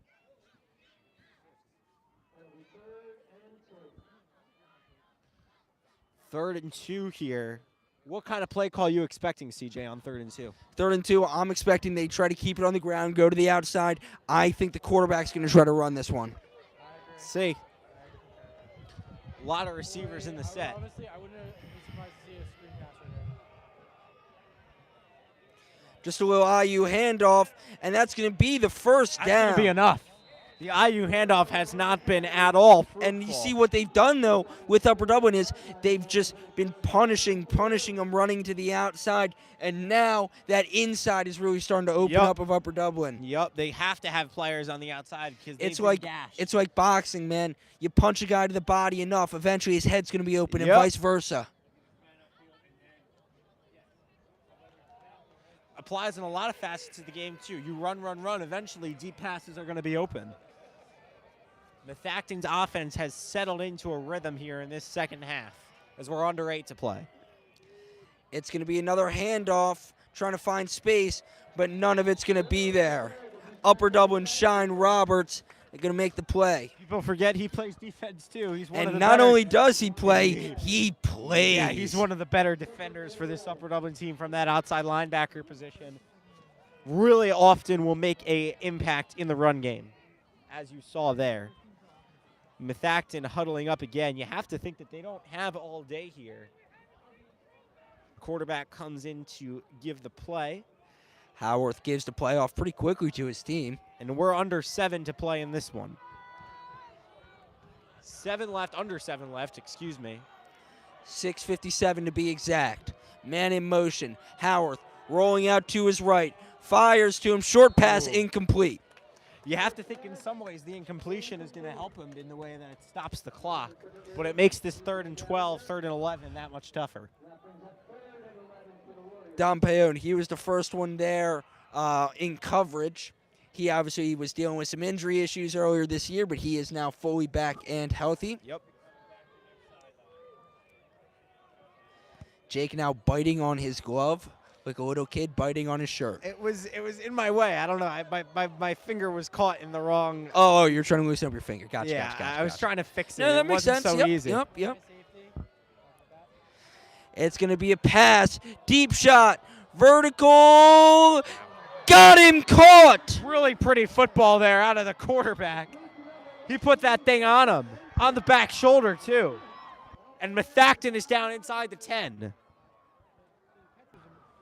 A beautiful catch. And what it looked like it was going Upper Dublin's way. Fans started filing out because Upper Dublin was up by 14, looking pretty. They were up 21 at one point. Or 20, excuse me. They were up 27-7.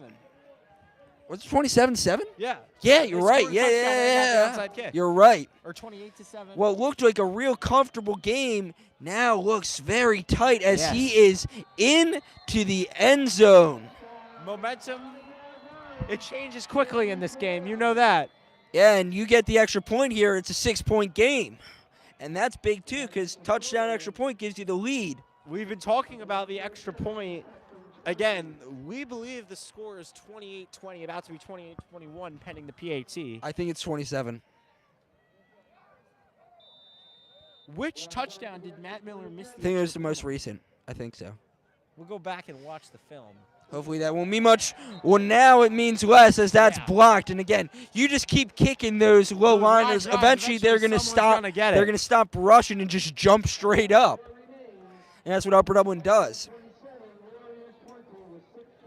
We will go back and watch each of the extra points after this. I'd love for someone at home to go do that. Yeah, you guys playing Fortnite, Braxton. How will you go figure out where what the real score of this football game is? Will the real score please stand up? 27-20, the scoreboard. That was a horrible Thank you. I liked it. I see CJ enjoyed it. No, I want to say that. This is Noah Morganson. I would like to say that was a horrible Eminem reference by Jake Levine. I liked it. I dug it. I thought it was solid. I went for it. Yeah. All right, clearly the hands team is coming on here talking about how to recover onside kicks properly. Yeah, we even got Potterudo. The word properly, that pisses me off. Properly? It's such a weird word. And this one guy follows. So, Shine Roberts now there with the hands team. Not a surprise. And we'll see if they try it again. No, they're just going to kick away. Going to play some D in a 7-point game. Yeah, but you're going to be able to get a nice little return here potentially. Ooh, Colebrenner shifting. makes a move, cuts to the outside, not going to be able to find space, goes out of bounds. Nice and shifty there by Chris Colebrenner. As we have 6:13 to play in this one, I would run the football if you're up. Run the rock. Up the middle. Shine Roberts, Martin Campbell. One touchdown here for the Cardinals should put this game away. What's really And we're going to get a timeout charged here to Methacton. That's a little interesting call. strange. You would think they would want to save those timeouts. Yeah, I don't. That's weird. Yeah, that's a new one. It's a strange play there. All right, like we were saying, though, Shine Roberts, Martin Campbell, right up the gut. I don't see. I mean, I know it sounds incredibly basic, but it's not really that complicated. It's not a complicated situation. It's the been an middle. effective formula for Upper Dublin the IU whole year. handoffs, under center, Wildcat. all the things. I think they expect that. So why not take one deep shot? You got to show that you're the better football Because team. we I haven't think hit the deep shot in a while. low man wins. a great deep shot. I say they're expecting run. I say we pop it over. Say this. Hold on. Say that again. I say they're expecting run. We pop it over the top and maybe get one in. I think for future games, we need to start bringing a third microphone. Just saying.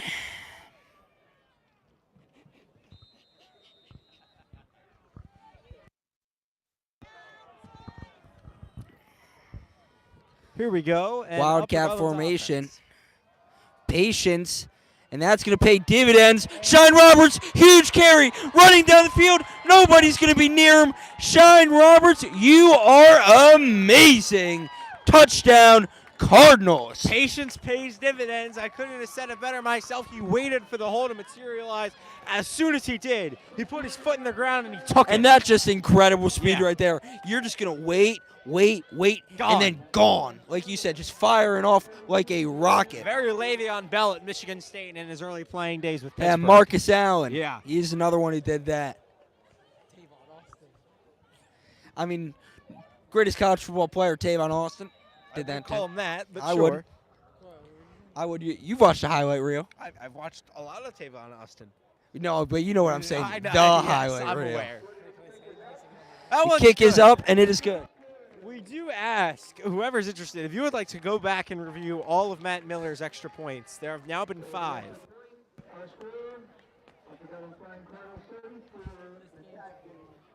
34-20, the official score. Upper Dublin up 14 with 6 to play. And now Roberts just sitting on the bench, chilling like a villain. Yeah, can't blame him. 6:01 left. Upper Dublin back up by 14. We'll see if Methacton can respond. They've been very good at that so far today, at least in this second half. Those must-score drives, they have yet to not score on a must-score drive. And we will describe this as a must-score drive. Yeah, it's been the big shot for them. The deep run, the big run or the deep pass. Yep. It's been open, too, multiple times, a deep pass. They finally hit on it. A classic 7-10 game in a 16-team bracket. Yeah, dogfight. You know who's better, but you also know it's not going to be easy. Ball gets muffed a little bit, going to be able to bring it in. And he's brought Good down right around the tackle. 21. Chris Not too Colebrenner. much there. Really nice tackle by Chris. So what can Howarth do? He has been very good in this second half.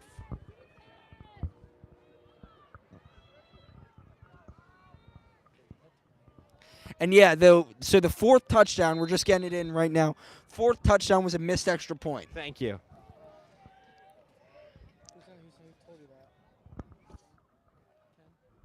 Thank you for those who went back and fact-checked us. 34-20. Howarth rolls out. Pressure coming by Phil Roll. Throwing down the field. And there's nobody there. Watch out, cheerleaders. You almost got hit. Yeah. It was clearly a throw out of bounds on purpose, but sometimes that's the smart play, as it was there. Noah, what are you expecting out of Methacton's offense on this drive? A miracle. Are you expecting a miracle, or do you think they need a miracle? They need one. What are you expecting? That wasn't the Not question. a whole lot. No. Okay, there's the So answer. there's the answer. Yeah, sometimes you gotta work the answer out of them. Yeah, some people are difficult like that. Yeah, no. Why are you so difficult? I only give one-word answers. That was more than a one-word answer. Here is under 6 to play, 14-point ball game. Howarth, man in motion. They're gonna give it to him, trying to find space. Wow. Not much. Stood up. Ball on the ground. Upper Dublin come up with the Upper football. Dublin has the football. And they're marking an Upper Dublin ball. Phil Roll gets the recovery. Philip, roll. Let's go, Phil. Oh, fandom up in our broadcast booth. Yeah. Well, this is UD Media. That's true. And you would expect Upper Dublin to try and sit on this all the way home. Etkin coming out. Etkin coming out. Phil Roll, 215 and heavyweight wrestler for Upper Dublin. This is true. Just an absolute beast. Wrestling partner in the room of our very own Noah Morganston. Who graces us with his presence today. Yeah, man, he's definitely shown us some confidence on the mic. As there's Martin Campbell, Nice pinballing off tackles.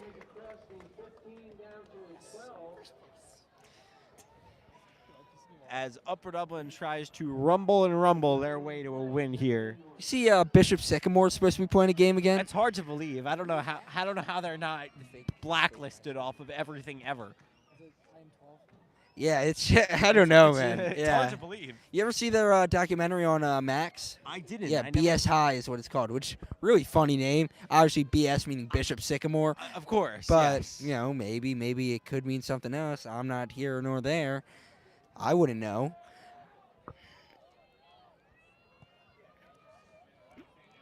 Upper Dublin under center in the gun here. 3 to the right. IU handoff. Run to Campbell, but whoever came up with that name for the documentary deserves a pay raise. Yeah. That's an awesome name. Especially given everything that happened at Well, considering it's just not a real high school, Bishop Sycamore High School. BSI. It's initials. Upper Dublin just running on this. They are content to honestly finish the drive on the field.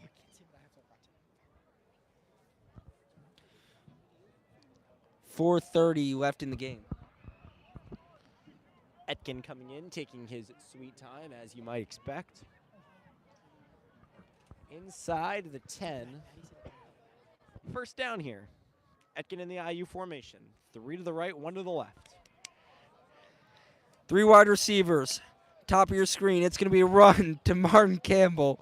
And he is going to be brought down. No, he's still fighting. They're trying to push the pile forward. Can he get into the end zone? Just short. But that is a great team effort by the Cards. Yeah, probably for the best. And bet. there's now there's some flags following the play. It's the Cardinal push. Under 4 to play here. Upper Dublin up 2 touchdowns. Let's hear what we have. Wait, is that Karen's? Yeah.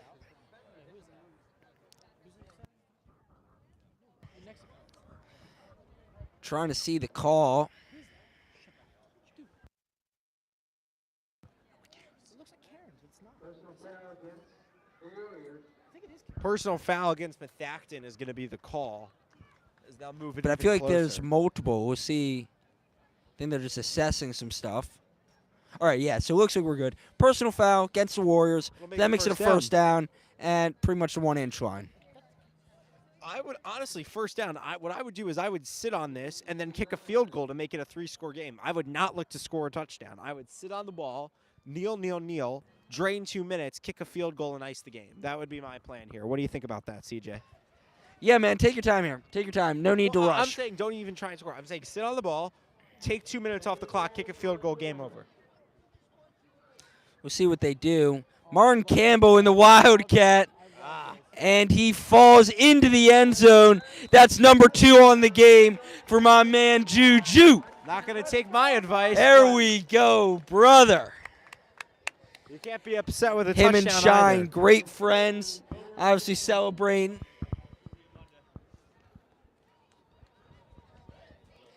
The Campbell family very excited. As they should be, as they rightly are.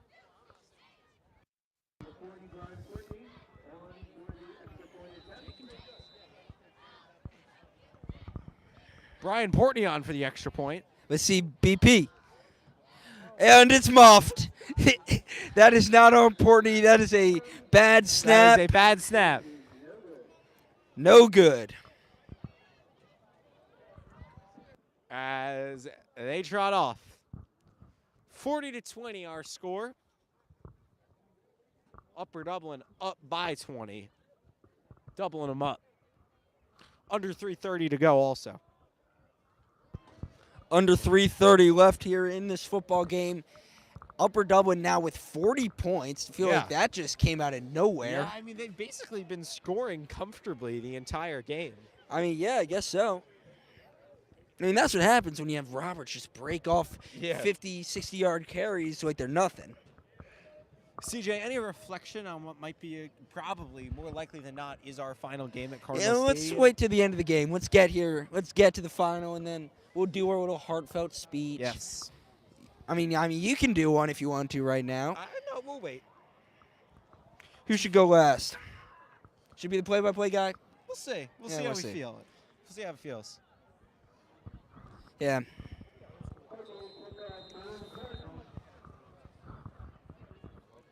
Upper Dublin going to kick off. BP going to kick off. Brian Portney. Miller clearly done for the night. Kick is going to be staying inbounds. Wow, that's great strategy there by Brian. Love it by BP. That's an a awesome solid kick. kickoff. That's awesome. Going to stay inbounds. Upper Dublin almost able to get to the Yeah. football. If Upper Dublin got to the football, I mean. Brian Portney does have the record for the longest punt in Upper Dublin history. Which is true. A lot of roll, but they don't count the roll on the stat sheet. Nope. All they say is that was really good front spin by BP. I count it. It's like you with your 5-iron. You just flight it into the green. it's like you with the law wedge, Jake. I don't know what you're talking about. You don't flight your 5-iron? Rolling out. And it's caught. Nah, dude, it's when you hot.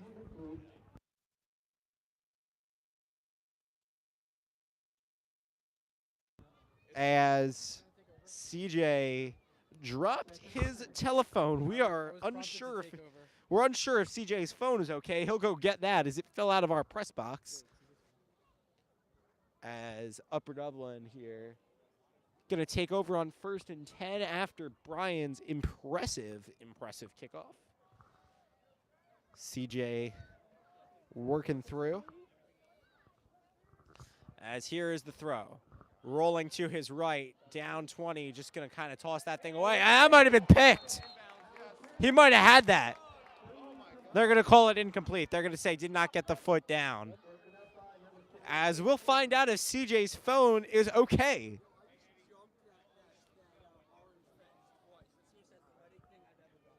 That's hard.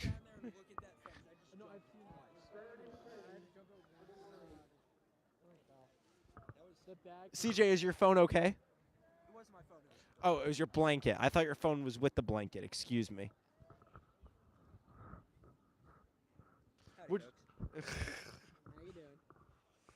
You missed a almost interception. Almost interception. I saw it. I was coming up through the steps.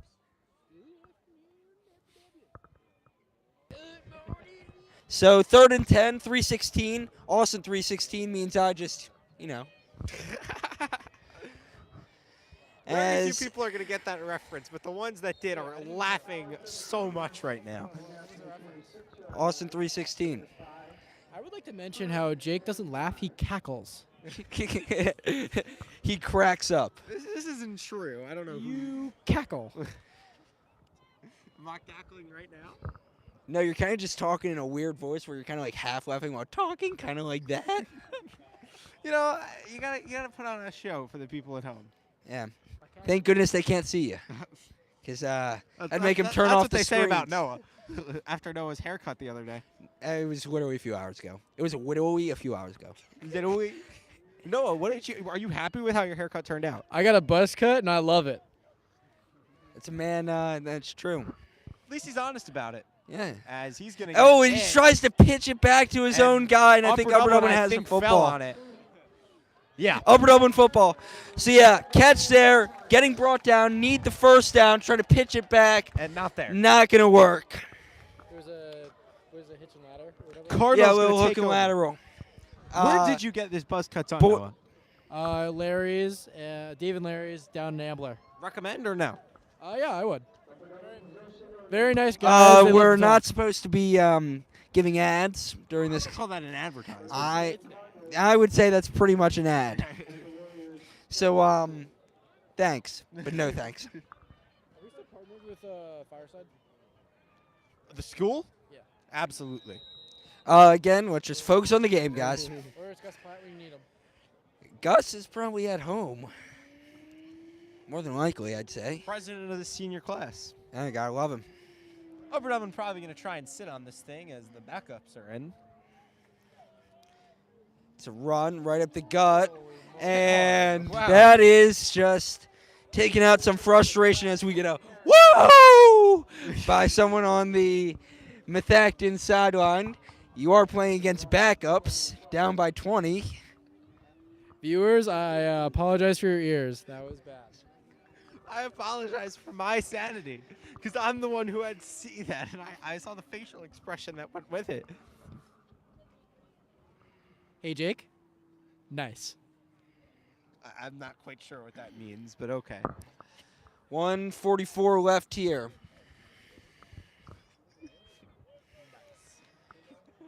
Lawson Tyler in the game at quarterback. Taking the screen pistol. We're under Freshman. a minute 30. Pressure coming, and I don't believe that's who the pass was intended for. No.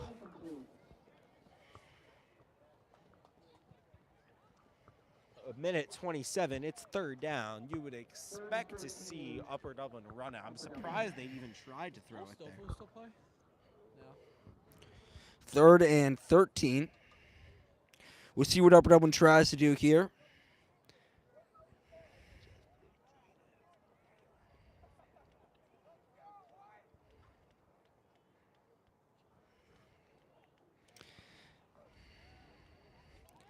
Number 28, who had that carry there, was Lucas Platt. Actually averaging over 5 yards a carry. Had a big 20-something yard carry last game. Tyler going to give it off. Trying to find some room. Not much going to be there. As that'll bring up 4th. 4th down, might as well go for it. Yeah, I mean, why not? So there's Luke Platt on the carry. Luke Platt, another Upper Dublin wrestler, just generating talent for this team. Luke's older brother, Gus, we talked about him a little bit. Gus Platt, a legendary middle school football player. So he parlayed that into a very successful cross-country path and track career here. And seems like he made the right choice there. Also a homecoming king for Upper Dublin. And guess what? Varsity wrestler. So Upper Dublin Wrestling just creates stars. What can we say? 33 seconds left here.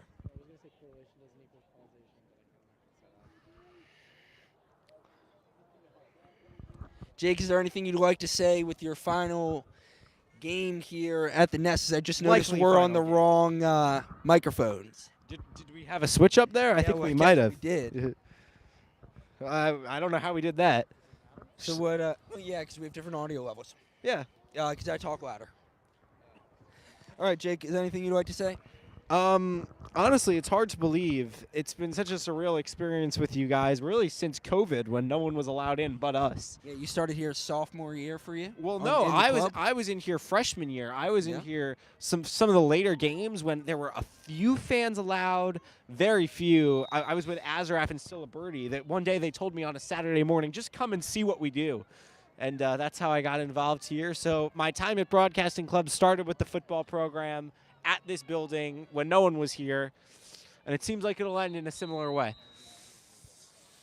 Or at least end with this Well, this here building. at this Yeah, with this building in a similar way. On a quiet night with a pretty good football team in front of very few people. We have CJ, fans have filed out. it really has been a great ride. So Get- many of you have been able to watch at home instead of coming out to Cardinal Stadium. Obviously, we want you all here, but we've really been proud to give you guys that flexibility. And obviously, with the tornado, a lot of games were on the road or they were at Wissahickon. It's been a wild 4 years, but Yeah, we'll get to the end of the game, then I'll say my quick little sentiment. yeah. Methacton is going to try and score a little bit here. For all of you who have watched us from home, for whatever reason, whether it was COVID or the hurricane, we really do appreciate each and every one. Or you were just lazy one day and decided to watch us instead of come out. We really do appreciate it. As Methacton knows their bet is made, and they'll take a knee. So they're going to take the final knee here. We always stay with you till we get 000. Upper Dublin moves on to face Strathaven. This is in all likelihood the final game that these seniors and us will call at the Nest here in Upper Dublin Cardinals Stadium. The longtime home for Upper Dublin through thick and thin, through winless and win-filled seasons for the Cardinals. There is the final whistle. For the last time in this building, Jason Tranis, John Squarey, everyone, Matt Highland especially this week, who makes these broadcasts possible. Yeah, thank you all. Thank you to everyone who has listened to us for the past 4 years, giving us a home here at Cardinal Stadium. First game here was 4 years ago with 300 people allowed here in the stadium. And the rest of you guys at home. The rest of you guys at home, thank you. And we'll see you with more football next week against Strathaven.